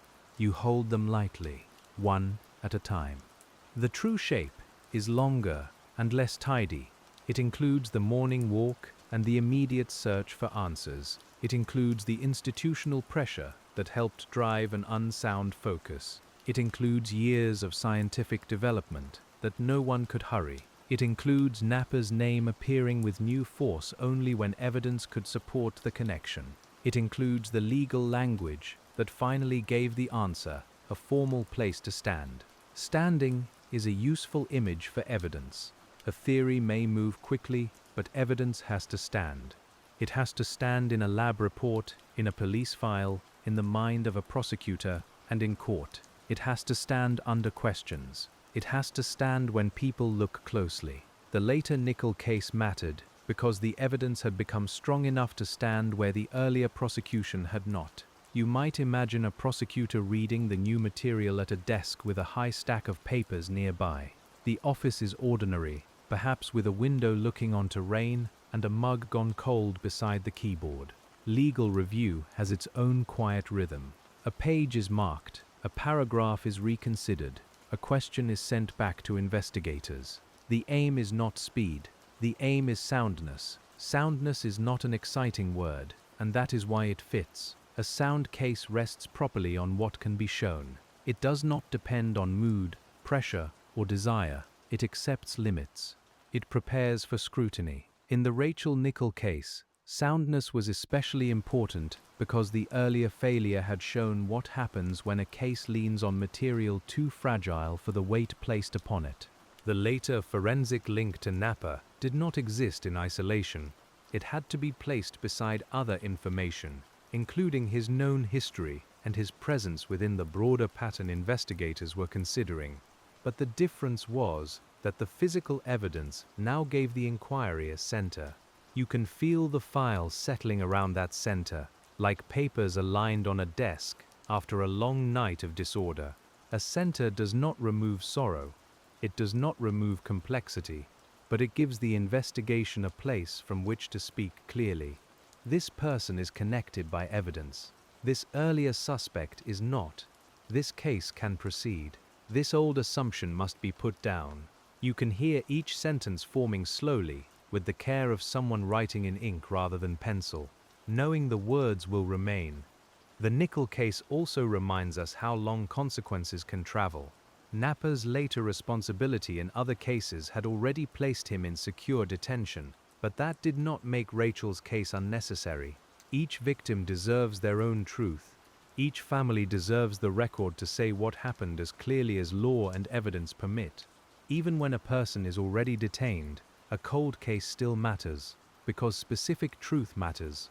You linger there for a moment because it is easy to think a solved case is only about preventing future harm. That is one purpose, certainly. But in an old case, especially when the responsible person is already in custody or detention, the purpose may be recognition, it may be correction, it may be the restoration of a name to its rightful context. Rachel Nickell's case deserved that. After so many years of misdirection, recognition can be quiet. It can take the form of a court record, a corrected public account, a police apology, or a family finally hearing a name confirmed. It does not necessarily bring peace in any simple sense, but it changes the shape of uncertainty. The unknown becomes known enough to be placed in the file, and that placing has its own gravity. The court record from 2008 belongs to that gravity. It fixes the legal answer in time. It says that Robert Napa admitted manslaughter by diminished responsibility and that he would remain detained indefinitely. Those words are formal, but they carry a long history. Behind them lie sealed exhibits, lab work, wrongful suspicion, review meetings, and the years in which the case waited for science to catch up. You can think of the final legal answer as a small light far down a corridor. The corridor is not straight, it bends through error and silence, through offices and laboratories, through public anger and private endurance. When you look back from that light, you can see how many steps were needed. Each step seems ordinary by itself. Together, they make the path visible, but we do not need to stand at the end of the corridor tonight. We can remain somewhere along it, where the review work is still unfolding, and where the old pages are being read with new attention. The air is cool in the archive. The table is crowded, but orderly. Your lamp makes a circle of yellow light, and inside that circle, the Rachel Nickell case continues its slow unfolding. One of the quietest parts of that unfolding is the comparison between what could be known then and what could be known later. In 1992, investigators could collect and store biological evidence, but the sensitivity of testing was more limited. They could not always obtain useful profiles from small or mixed samples. By the early 2000s, methods had improved enough to revisit material once thought too difficult. Time had changed the question. That change did not happen inside one case alone.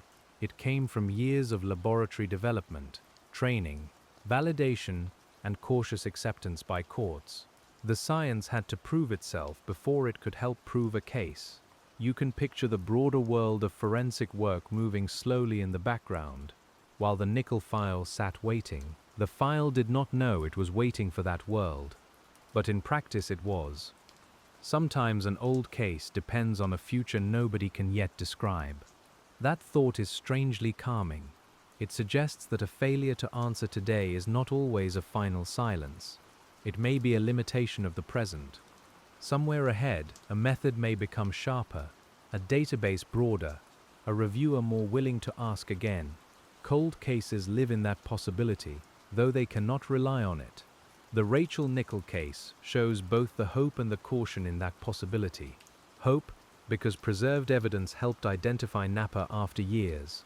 Caution, because the years before that answer were shaped by mistakes that cannot be undone. You do not let one truth wash away the other. The file is wide enough for both. Your reading tonight is gentle enough to carry both without strain. If you place yourself with the cold case team, you might feel the delicate balance they had to keep. They needed determination, but not fixation. They needed imagination, but not invention. They needed respect for prior work, but not obedience to it. They needed urgency, because people had waited too long, but they also needed slowness, because speed had already caused harm. That balance is difficult and human. Human is the word that keeps returning. The case is human in its grief, human in its error, human in its patience, and human in its correction. It is tempting to speak of systems as if they act alone, but systems are made of decisions taken by people in rooms, a form completed properly, a warning missed, a theory embraced, a sample preserved, a review ordered, a result read carefully. When you see the case that way, blame and praise become more textured. You can acknowledge failures without flattening everyone involved. You can honor the later work without pretending it erased the earlier harm. You can say that the evidence solved the case, while also remembering that people had to bring the evidence back into view. This is the kind of calm complexity that belongs in a late-night file. A late-night file also has its own sound. The low hum of heating, the soft drag of a sleeve across paper, a car passing outside, tires whispering over wet road, the small click of a pen cap. These sounds hold the story at a human scale. However public the Rachel Nickell case became, the work of understanding it still comes down to one person reading one page with attention. Attention is not the same as fascination. Fascination can pull too hard. Attention stays beside the thing without consuming it. Tonight, you attend to the case as a detective might attend to an old witness statement, not expecting it to entertain, but letting it reveal its shape. The words are plain, the margins are narrow, the paper does not hurry. Neither do you. You might notice how often the case turns on documents that were created for practical reasons, not narrative ones. Exhibit logs, laboratory submissions, court rulings, review reports, compensation records. They were not written to soothe anyone, yet when read slowly, they form a long, almost sorrowful music of accountability. Each document says, someone did this, then someone did that, then someone returned to see whether it had been enough. Often it had not been enough. That is the honest answer in the middle of the Nickell case. The first investigation was not enough. The profile was not enough. The undercover material was not enough. The failed prosecution was not enough. The profile was not enough. The undercover material was not enough. You look at earlier reports, earlier decisions, earlier missed connections, and ask what should be different next time. Next time is one of the reasons old cases are reviewed so thoroughly. A cold case is not only about the past. It can change training, procedures, evidence handling, and investigative caution for the future. The Rachel Nickell case contributed to that wider understanding, especially around suspect focus and undercover tactics. In that way, the file continues to work after the court has spoken, quietly shaping future care. You can imagine a younger detective reading about the case years later during training. The room is ordinary, perhaps with fluorescent light and a whiteboard. The lesson is not to avoid theories, because theories help organize inquiry. The lesson is to hold theories lightly, to let evidence test them, and to notice when the desire for an answer begins to sound too much like the answer itself. That lesson is slow but enduring. In the sleep of a city, such lessons exist far from public attention. Officers learn them in classrooms, briefings, and the private memory of cases that went wrong. Forensic teams learn them through validation and contamination control. Prosecutors learn them through admissibility and disclosure. Each profession carries its own piece of the case forward. The Nickell file becomes part of a larger institutional memory. Memory, again, has to be tended. If a case becomes only a headline, its lessons thin out. If it becomes only a scandal, its forensic success may be overlooked. If it becomes only a forensic success, the wrongful accusation may be softened too much. The task of a careful retelling is to keep the full shape visible. You turn the page, and you let the complexity stay. There is comfort, perhaps, in the fact that complexity does not have to be rushed. You can sit with a hard case without solving every moral question tonight. You can recognize that the truth arrived late. You can recognize that late truth still matters. You can recognize that patience helped and that earlier impatience harmed. These recognitions can lie beside one another like papers arranged in careful rows. The physical sensation of the file helps anchor those thoughts. The folder has weight. The pages make a dry sound. A tab catches slightly under your thumb. A faint smell of toner rises from a newer document, while older pages smell more like dust and cardboard. The file is not abstract. It is an object, and the Nickell case becomes present through that object's small details. Objects matter in investigations because they resist the drift of memory. A witness may forget. A public story may simplify. A theory may grow too confident. But an object, preserved properly, remains available to be examined again. It may not answer every question, and it may degrade over time, but it holds a different kind of witness. In this case, that object witness became central. When you think of evidence as a witness, you also understand why it must not be pressured. You cannot make it say more than it says. You cannot hurry it into clarity. You cannot ignore its limits because the case is painful. The later investigation's strength came from letting evidence speak in its own measured language. After the earlier failure, that restraint was not merely technical, it was ethical.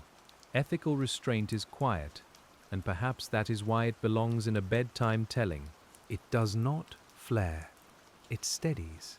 It says, we will not make the case stronger than it is. We will not confuse suspicion with proof.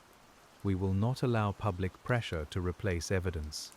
In a world of urgent voices, those sentences can feel almost like a lullaby for justice, low and serious. The Nickell case, though solved in law, remains useful because it is not simple. A simple solved case might let everyone rest too easily. This one asks continued attention. It asks investigators to remember how seductive certainty can be. It asks forensic teams to remember why preservation matters. It asks the public to remember that accusation is not proof. It asks us, tonight, to read with patience. Patience is not passive.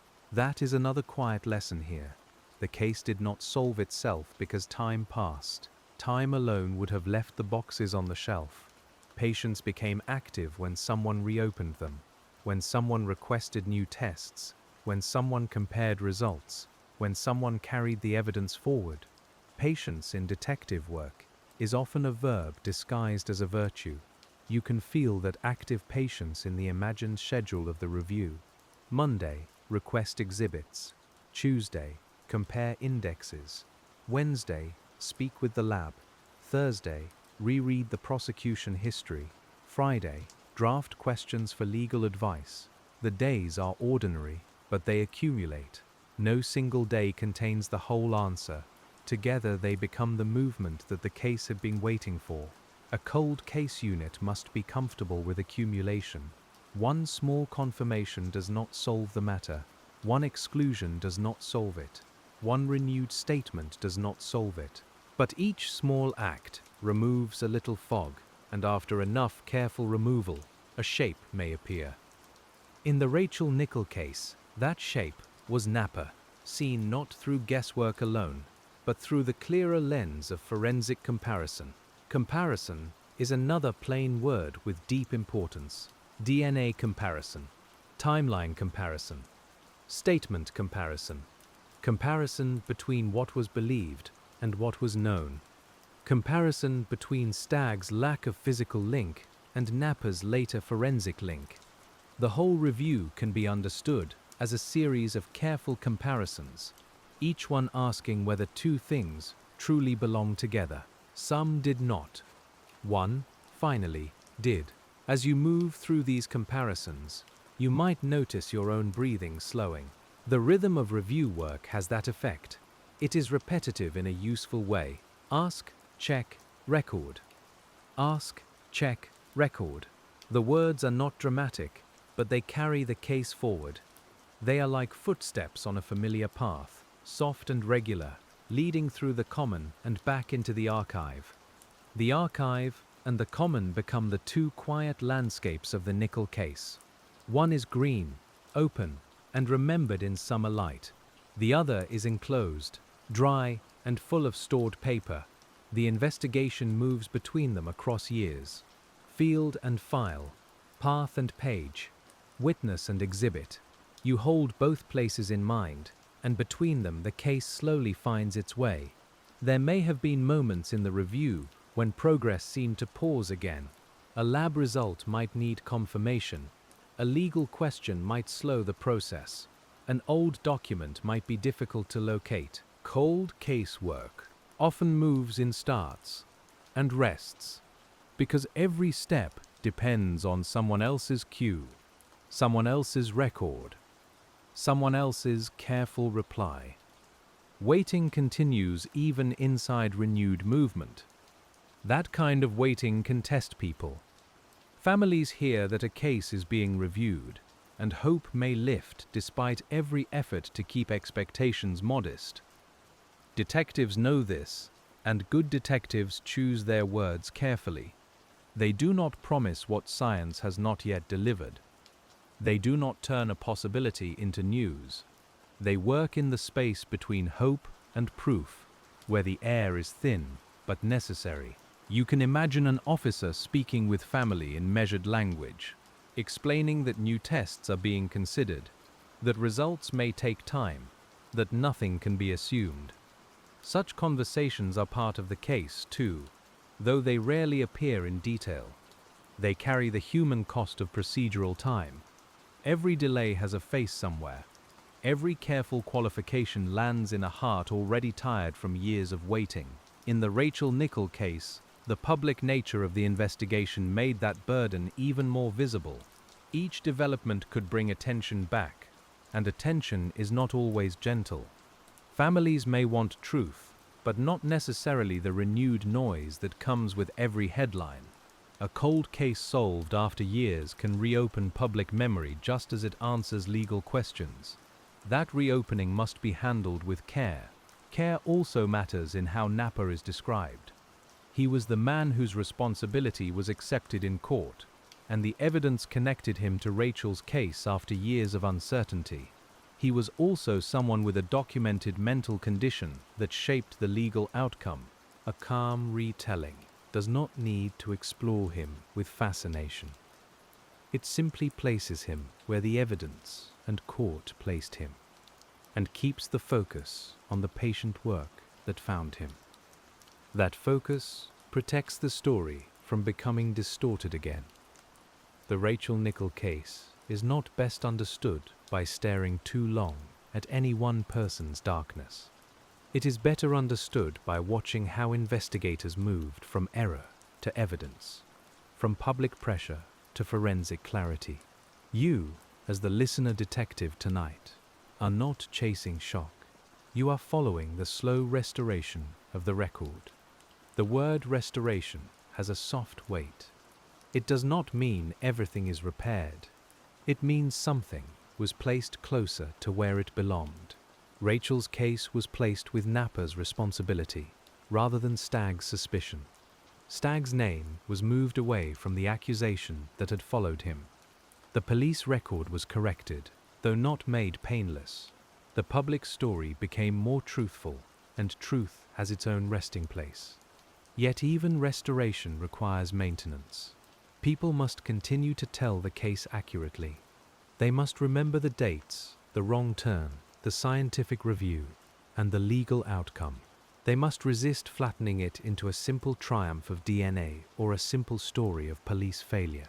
It is both more painful and more useful than either version alone.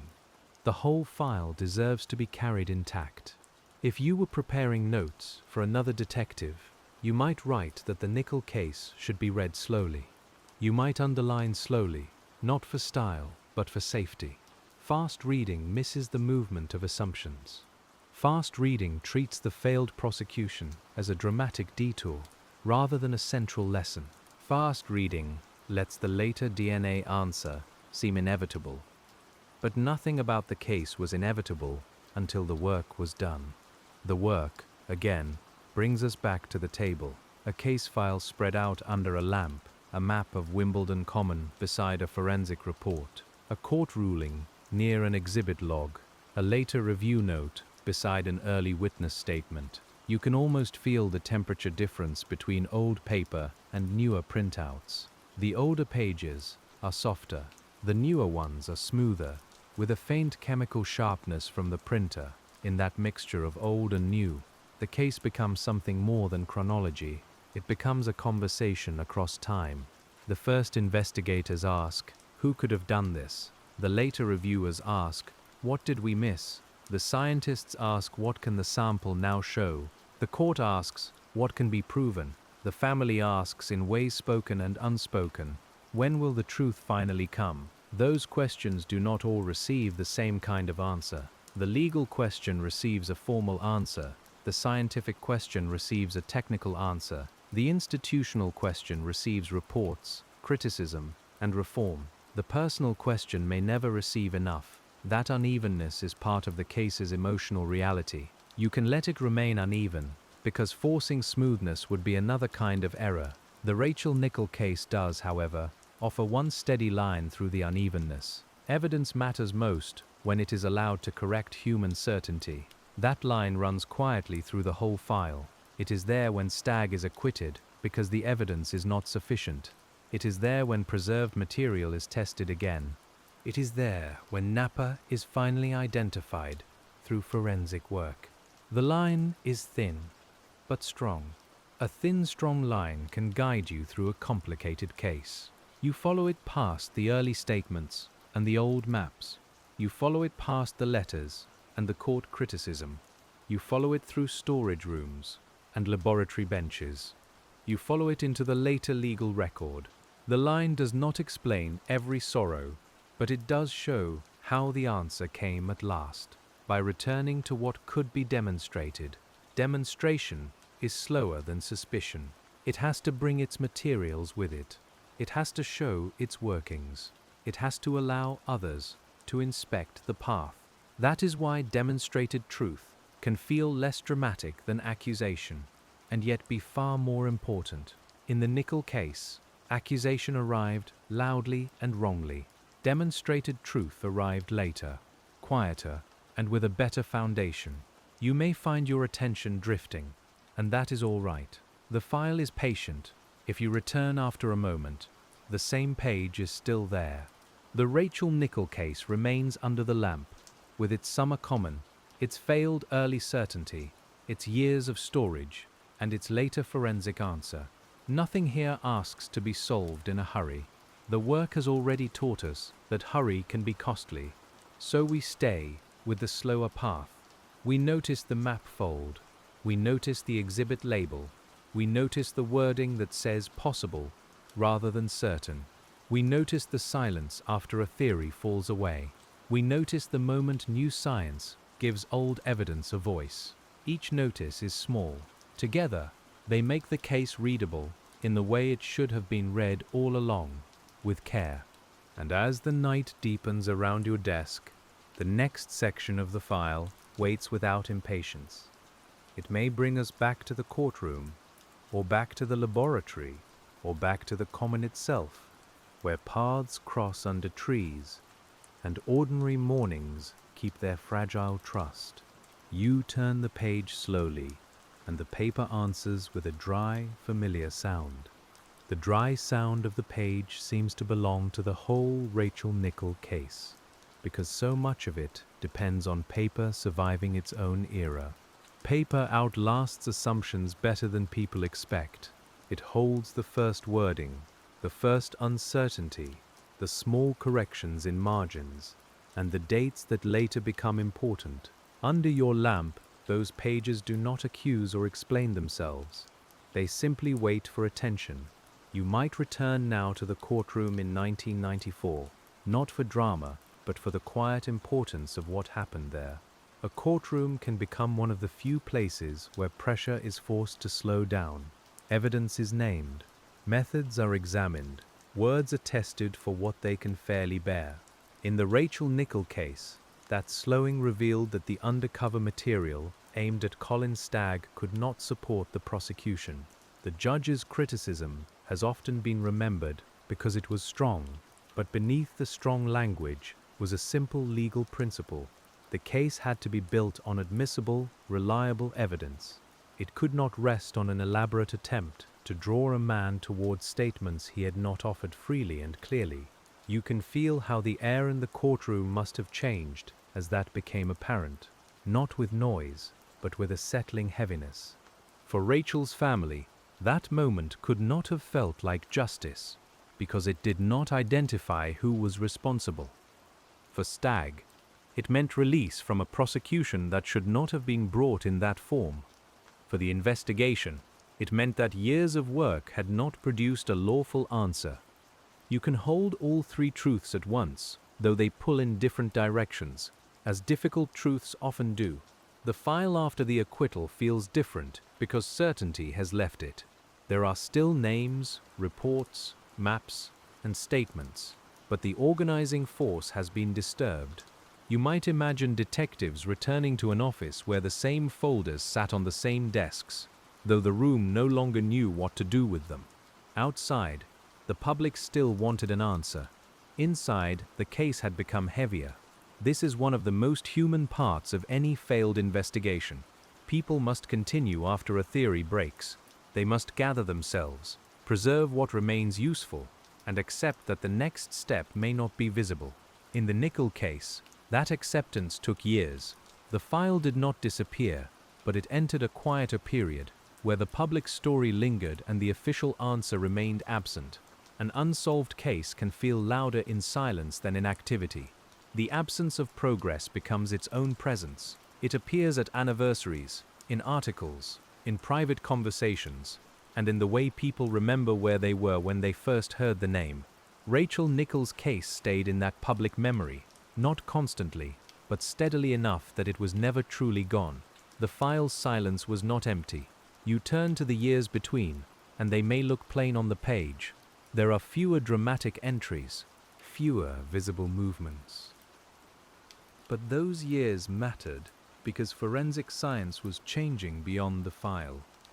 Laboratories were learning to read smaller traces. Courts were becoming more familiar with DNA evidence. Police forces were beginning to see that old unsolved cases could be re-examined with new methods. The world around the file was shifting. That shift is easy to overlook because it happened gradually. A new technique is validated. A process becomes more reliable. A database grows. A cold case review policy matures. None of those events belongs only to Rachel Nickell's case, yet all of them help make the later answer possible. You can think of the file resting on a shelf while invisible work gathers around it, like mist slowly becoming rain. The idea of returning to evidence is simple, but the practice is delicate. Old exhibits may have been handled before. Samples may be limited. Some items may be unsuitable. Documentation must be checked before testing can proceed. A scientist cannot simply open a box and begin. The past must be approached through procedure, and procedure is the quiet gate that keeps later findings credible. In your imagined review room, That gate looks like forms, signatures, and careful questions. Where has this exhibit been stored? Who has handled it? What tests were done before? How much material remains? What method is appropriate now? Each question slows the work, but each question protects it. After the earlier mistakes in the Nickell case, every slowing question has a kind of moral value. The physical evidence in the case did not need to be large to matter. In many cold cases, the smallest traces become the most consequential because they survive where memory has thinned. A trace can wait without becoming less sincere. It does not adjust itself to public opinion. It does not repeat a rumor. It remains only what it is, and when science improves, it may become legible. Legibility is a beautiful word for this part of the story. The evidence had always been present, but it was not fully readable in the earlier moment. Later, through improved DNA work, it became clearer.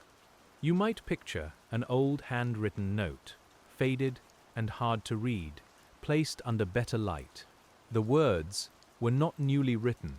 They were simply made visible enough for careful eyes to understand. As reviewers moved toward Robert Napper, they were also moving away from the distortions that had shaped the early case.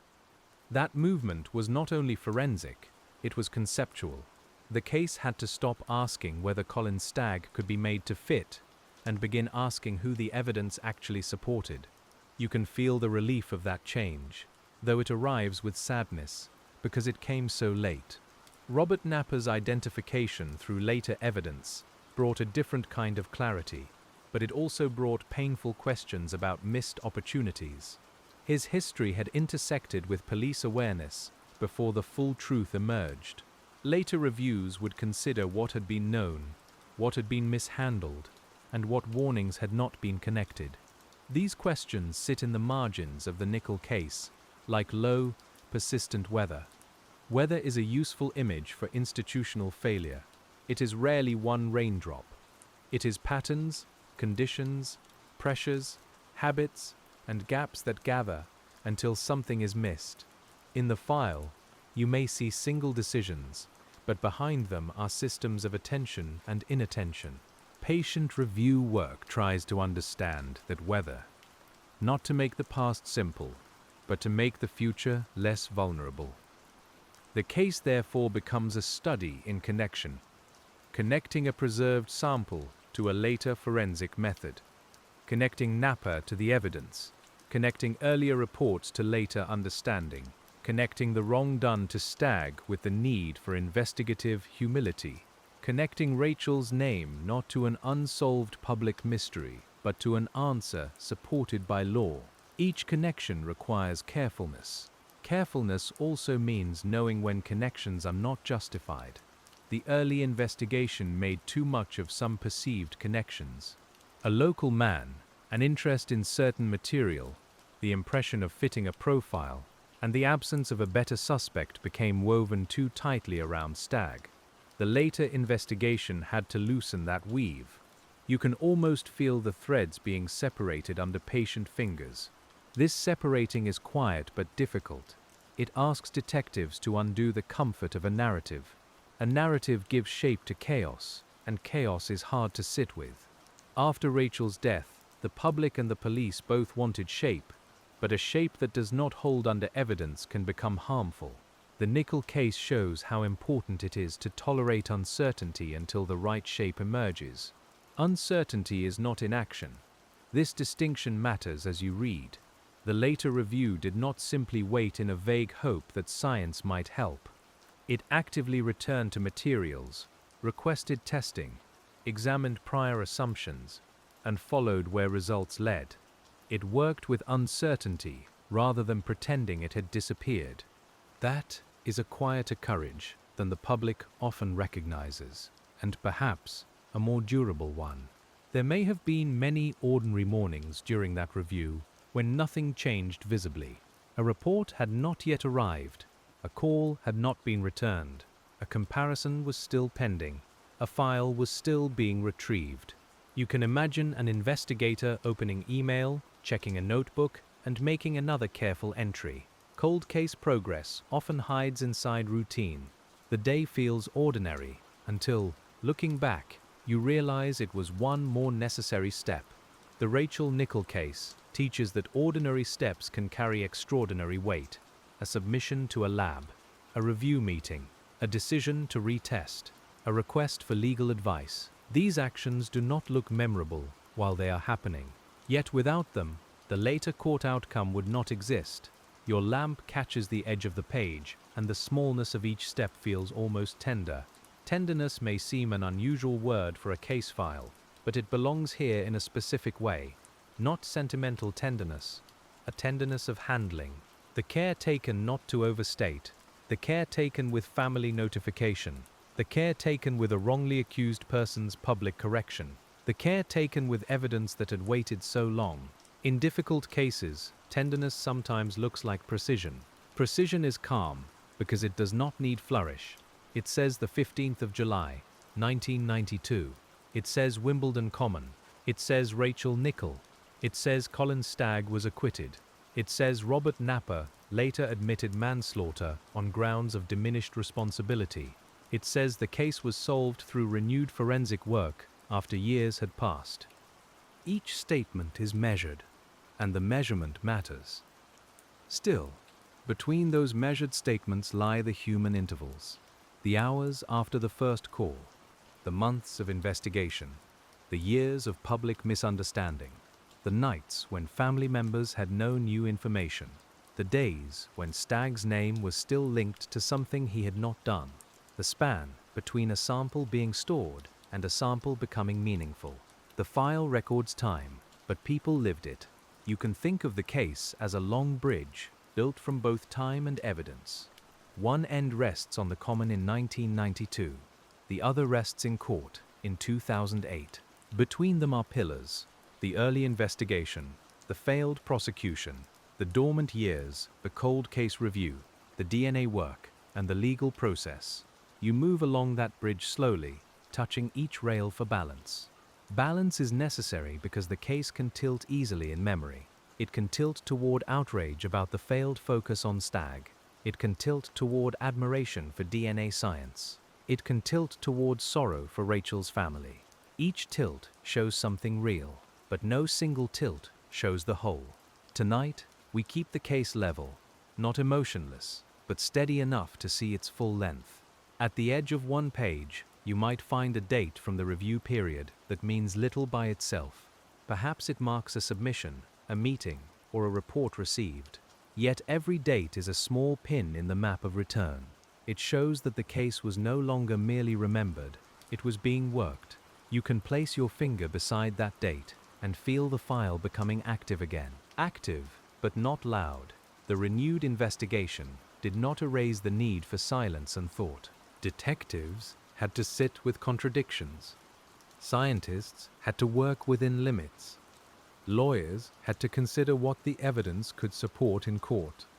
This is the slow, practical world behind the phrase cold case breakthrough. The breakthrough is usually made of many small acts that only look sudden when told from far away. From far away, the story can sound simple. Rachel Nickell was killed. The wrong man was accused. Years later, DNA identified Robert Napper. But close up, under the lamp, you see the grain. You see how public pressure shaped the first inquiry. You see how legal safeguards stopped a weak case. You see how preservation allowed science to return. You see how the official truth had to be rebuilt. Rebuilding is patient work. It begins by clearing unstable ground. In the Nickell case, that meant acknowledging the failed prosecution and the flaws in the undercover approach. Then it meant placing renewed forensic evidence at the center. Then it meant carrying that evidence through legal structures with the caution the case required. The rebuilt record stands not because it is simple, but because its supports are visible. Visibility matters in justice. People must be able to see why a conclusion has been reached. Not every scientific detail can be understood easily by the public, but the broad path should be clear. Preserved evidence, improved testing, comparison to Napper, legal resolution. That clarity helped correct years of misdirected public belief. It also allowed Rachel's case to be remembered with a truer center. You might imagine a newspaper archive as another kind of file, one less disciplined than the police record. Headlines from the early years, images repeated, names attached too quickly, later articles correcting what earlier articles implied. Public memory is often built from these layers, and some layers remain even after newer ones are added. The Nickell case had to pass through that archive too, seeking accuracy. Accuracy can be difficult once a name has been repeated often enough. Colin Stagg's name had been repeated for years, and repetition can feel like evidence to people who are not careful. The later identification of Napa had to undo not only a legal error, but a cultural association. That undoing was imperfect, as all public corrections are. Yet it was necessary, and it remains part of the case's patient aftermath. For Stagg, the later developments brought vindication, though that word may be too tidy for what years of suspicion can do. Vindication can correct a record, but it cannot give back ordinary anonymity. It cannot remove every memory of being watched, doubted, or named. You can sit with that quietly, because compassion in this case must extend beyond the central loss to the collateral harms created by mistake. For Rachel's family, the later developments brought an answer, though answer is also a limited word. An answer may settle a legal question while leaving grief exactly where it is. It may confirm responsibility without restoring what was lost. It may bring relief and pain together in the same hour. The file cannot choose one feeling for them, and neither should we. We let the complexity remain human. For investigators, the case brought professional reckoning. Some had worked earnestly and wrongly. Others later worked to correct the path. Institutions are capable of both failure and repair, sometimes in the same long story.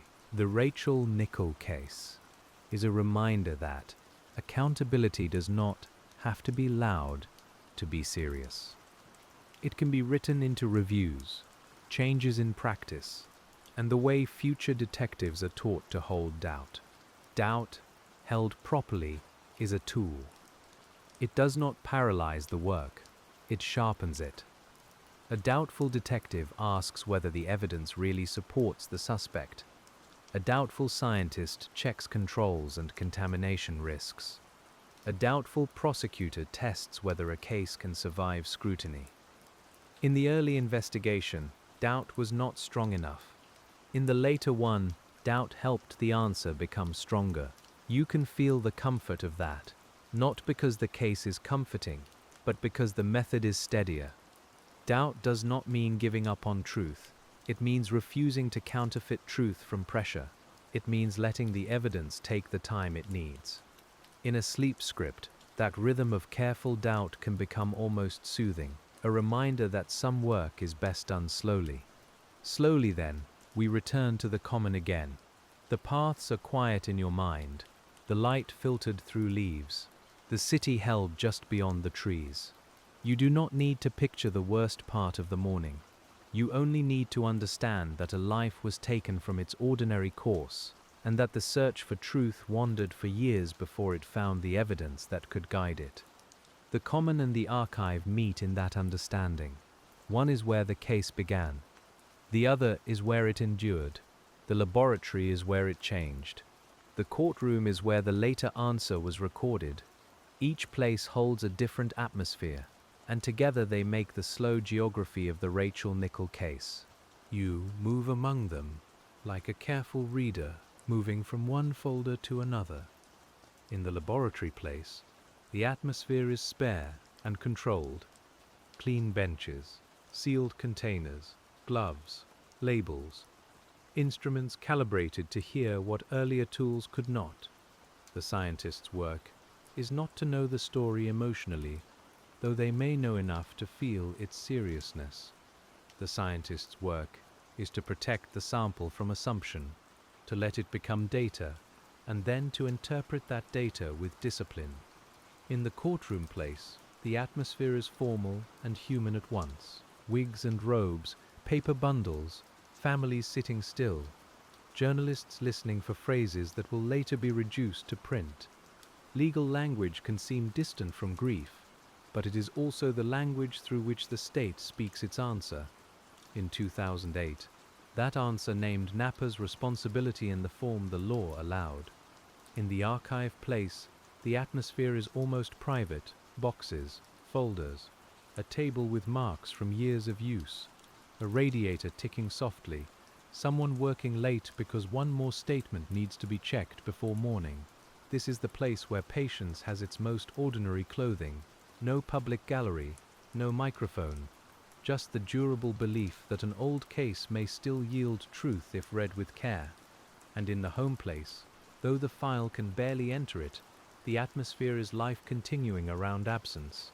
Meals prepared, school days, letters, calls from officers, news reports, birthdays, quiet rooms after public statements. The case file touches only the edges of that world, but you remember it is there.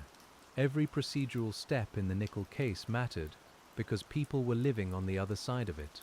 The phrase, "living on the other side of it," may be one of the simplest ways to understand cold case work. Detectives handle papers, but families handle time. Scientists handle samples, but families handle anniversaries. Prosecutors handle legal thresholds, but families handle the meaning of delay. If the work is slow, it must at least be honest, because honest slowness is different from empty delay. In the Nickell case, the honest slowness came too late to prevent earlier harm, but it still mattered.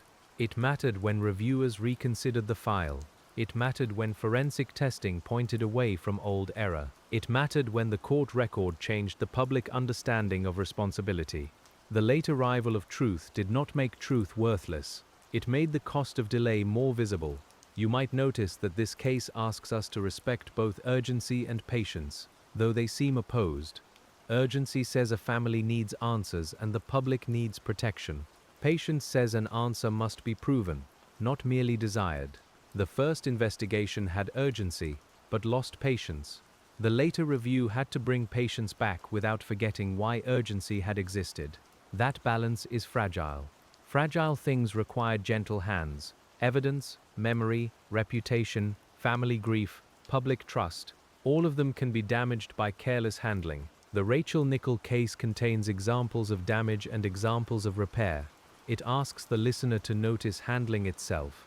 The way a detective handles a theory, the way a lab handles a sample, the way a court handles a confession shaped by mental health evidence.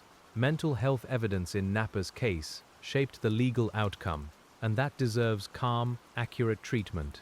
His plea was to manslaughter by diminished responsibility, not murder. That distinction is not a technical footnote. It explains why the court's resolution took the form it did and why continued detention at Broadmoor followed. The law named responsibility while also recognizing a particular psychiatric framework, and the file carries that nuance. Nuance is often lost in public retelling, but it is essential here.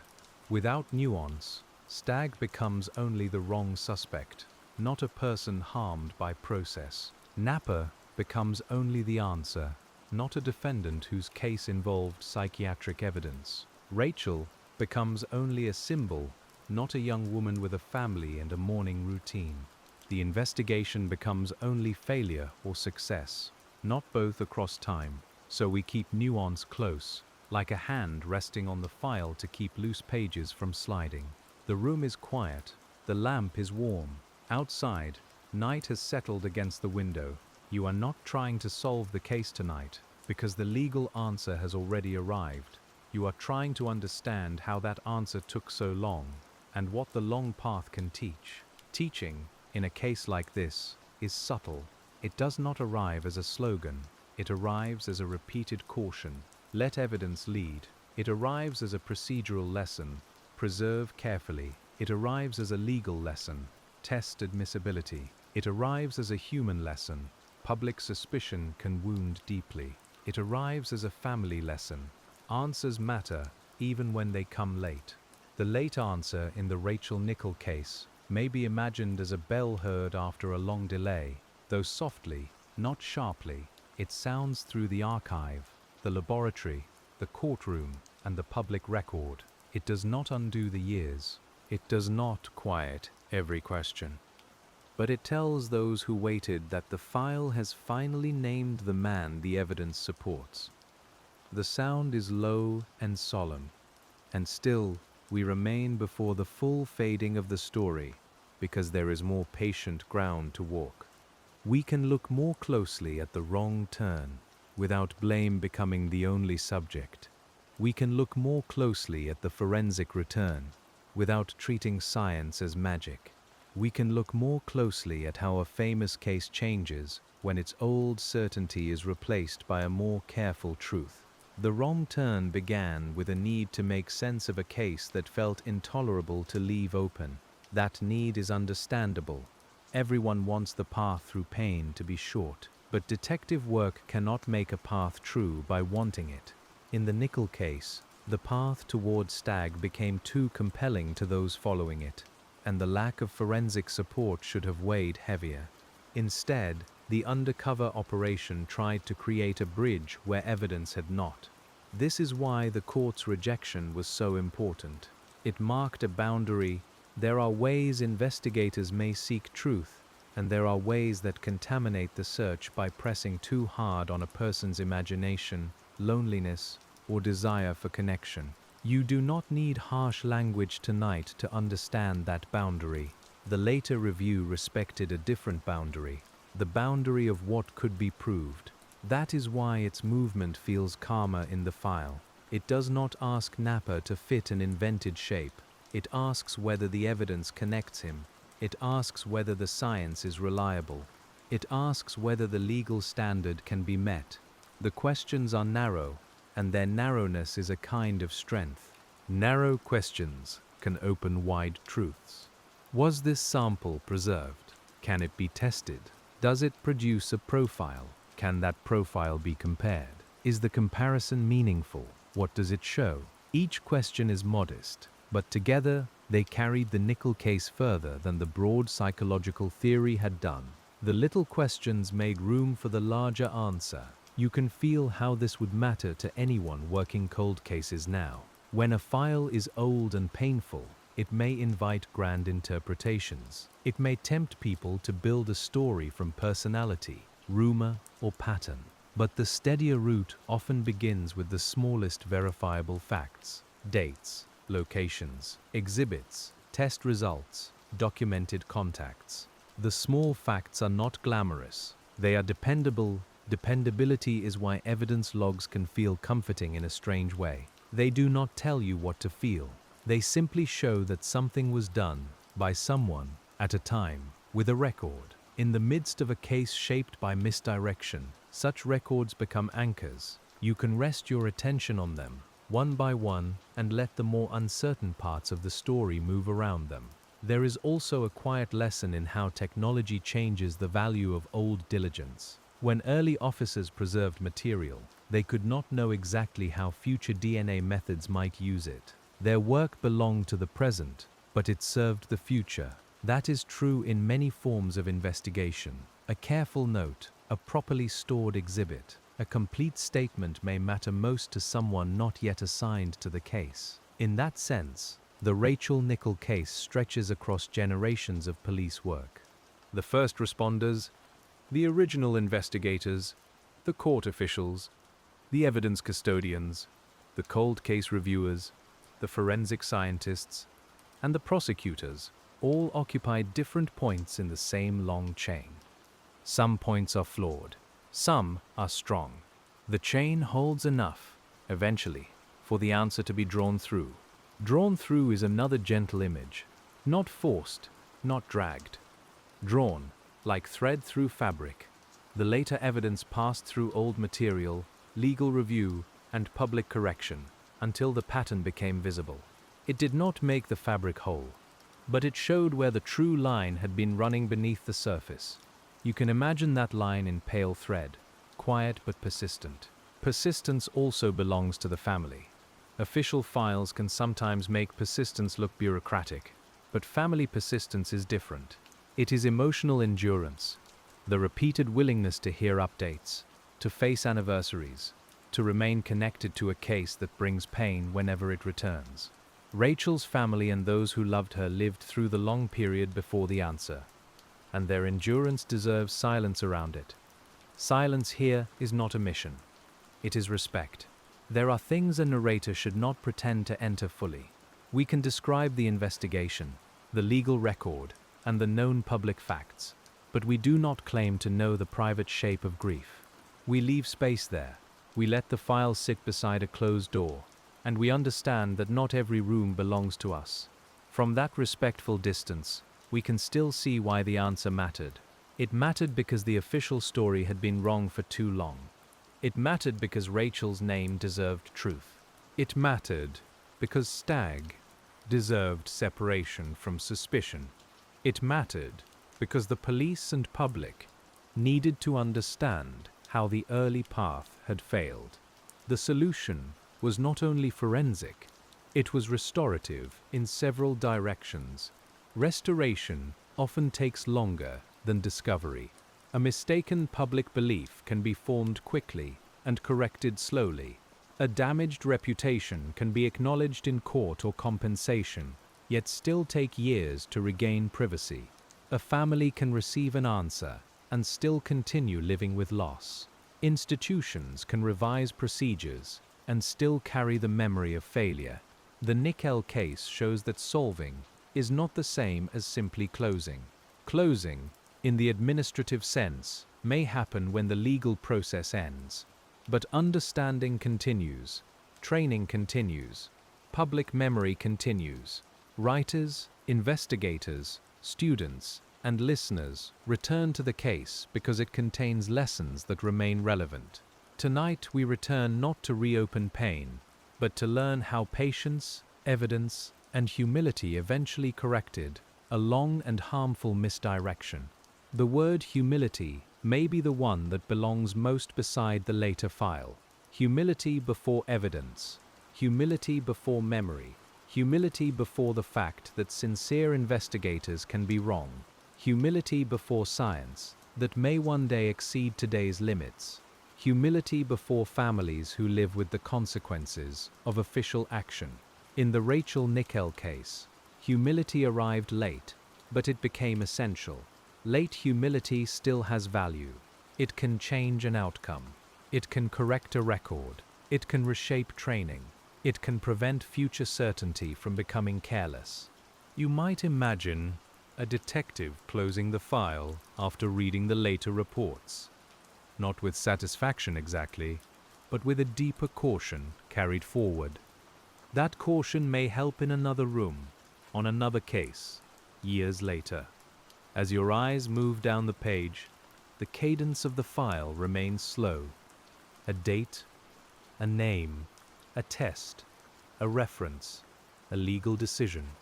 The repetition almost rocks the mind, as old paperwork sometimes does. Yet inside the repetition, the case is moving. This is the paradox of cold case work. So much appears still, while beneath it the evidence is gradually changing meaning. Meaning changes when context changes. The same sample in 1992 may mean uncertainty. In 2004, it may mean a lead. In court, it may become part of proof. The object is the same, but its interpretive world has changed around it. You can feel the patience required to allow that transformation, and the discipline required not to overstate it before its time. Before its time, truth can be damaged by being spoken too confidently. That is another lesson here. The early case against Stagg tried to make an answer arrive before the evidence could support it. The later case waited until the evidence and legal process could bear the statement being made. Those different timings are central to the Nickell case. One was too soon. The other was late, but sounder. Sounder does not mean perfect. No human process deserves that word too easily. But sounder means better supported, more cautious, more accountable to evidence. The later case against Napa had that quality. It rested on forensic work and legal assessment, rather than on psychological pressure. You, reading in the quiet, can feel why that distinction matters so deeply. The distinction may seem technical to some, but to a wrongfully accused person, it is life-changing. To a family, it is the difference between uncertainty and a record they can rely on. To investigators, it is the difference between pursuing a theory and proving a case. To the public, it is the difference between a story and justice. The Rachel Nickell case carries all of those differences in its pages. Pages, again, are where we remain. The next one turns with a small sound, and perhaps it brings us to the later reviews of police conduct, those documents that look backward with a cold eye. Their language may be formal, but their purpose is human. They ask what went wrong so that the same wrong is less likely to happen again. This, too, is patient detective work, though it happens after the courtroom. After-court work is often overlooked. Once there is a plea, many listeners think the story is done, but institutions continue to examine themselves. Families continue to respond. Public accounts continue to be corrected. Compensation may be discussed. Lessons may be written into policy. The file does not vanish the moment a judge speaks. It settles into another phase, one concerned with memory and learning. Memory and learning are gentle enough to carry into the night. They do not require urgency. They ask only that we keep the case accurately placed. Rachel Nickell at the center as the person whose life was taken. Colin Stagg as the man wrongly pursued and later cleared in public understanding. Robert Napper as the man identified by evidence and accepted by the court as responsible. The investigation as both flawed and eventually corrected. That placement is a quiet act of order. It does not make the case painless. It makes it truthful. In the lamplight, truthful order is the best we can offer old harm. We cannot change the first pages. We can read them honestly. We can keep the later pages attached. We can refuse to let the wrong version become easier simply because it came earlier. The early version did come earlier, and early versions often have power. They enter public imagination before corrections arrive. They become what people remember first. That is why the renewed forensic answer had to work not only inside court, but inside memory. The Nickell case reminds you that justice sometimes has to correct a story already lodged in the minds of thousands.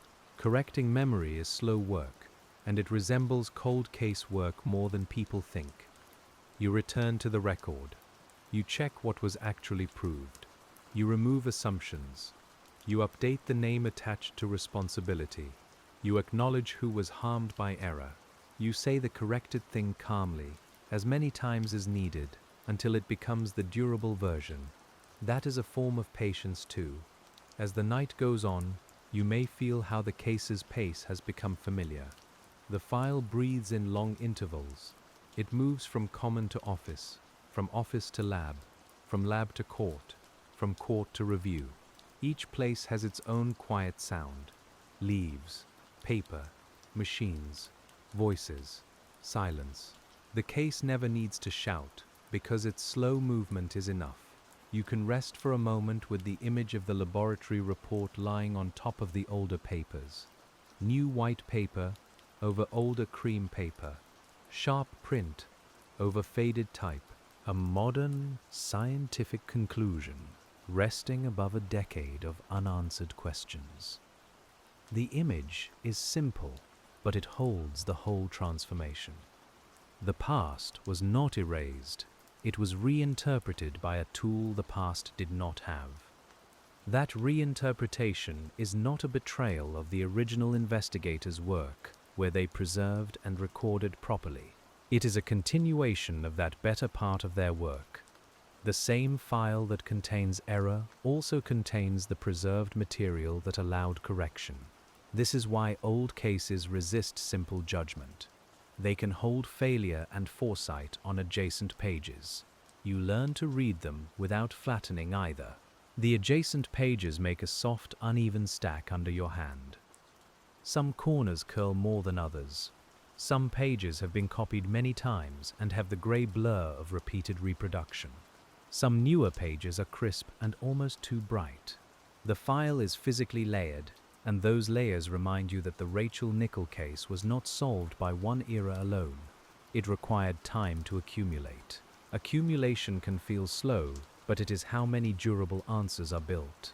One record preserved, one assumption questioned, one test improved, one comparison made, one legal review completed.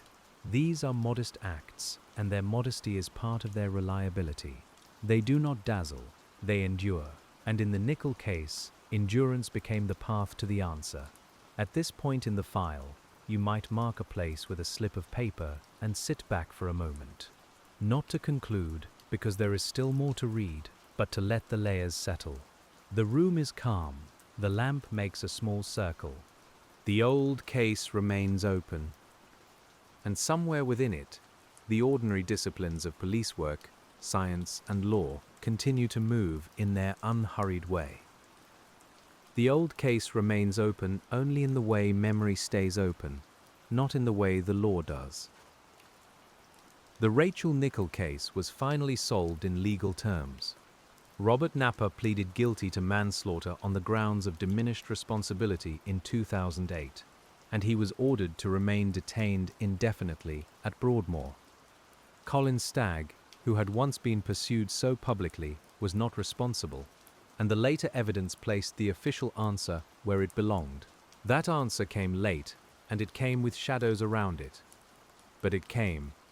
It did not give back the years, or soften every consequence, or make the earlier mistakes disappear from the record. It simply gave the file a steadier resting place. After the long movement through wrong certainty, patient review, and quiet forensic work. Sometimes justice arrives without triumph, carrying not brightness, but a sober kind of clarity. So now the lamp can lower over the paper, and the noise around the case can fall away. You do not need to hold every date or every name in your mind anymore. The careful work has been done, the record has been corrected, and the old evidence has spoken as clearly as it could. What remains is a gentler thought about patience, and about how truth can wait in silence until someone returns with enough care to hear it. The file rests where it is, the common grows quiet in the dark, and for tonight, you can let the long case settle softly into stillness.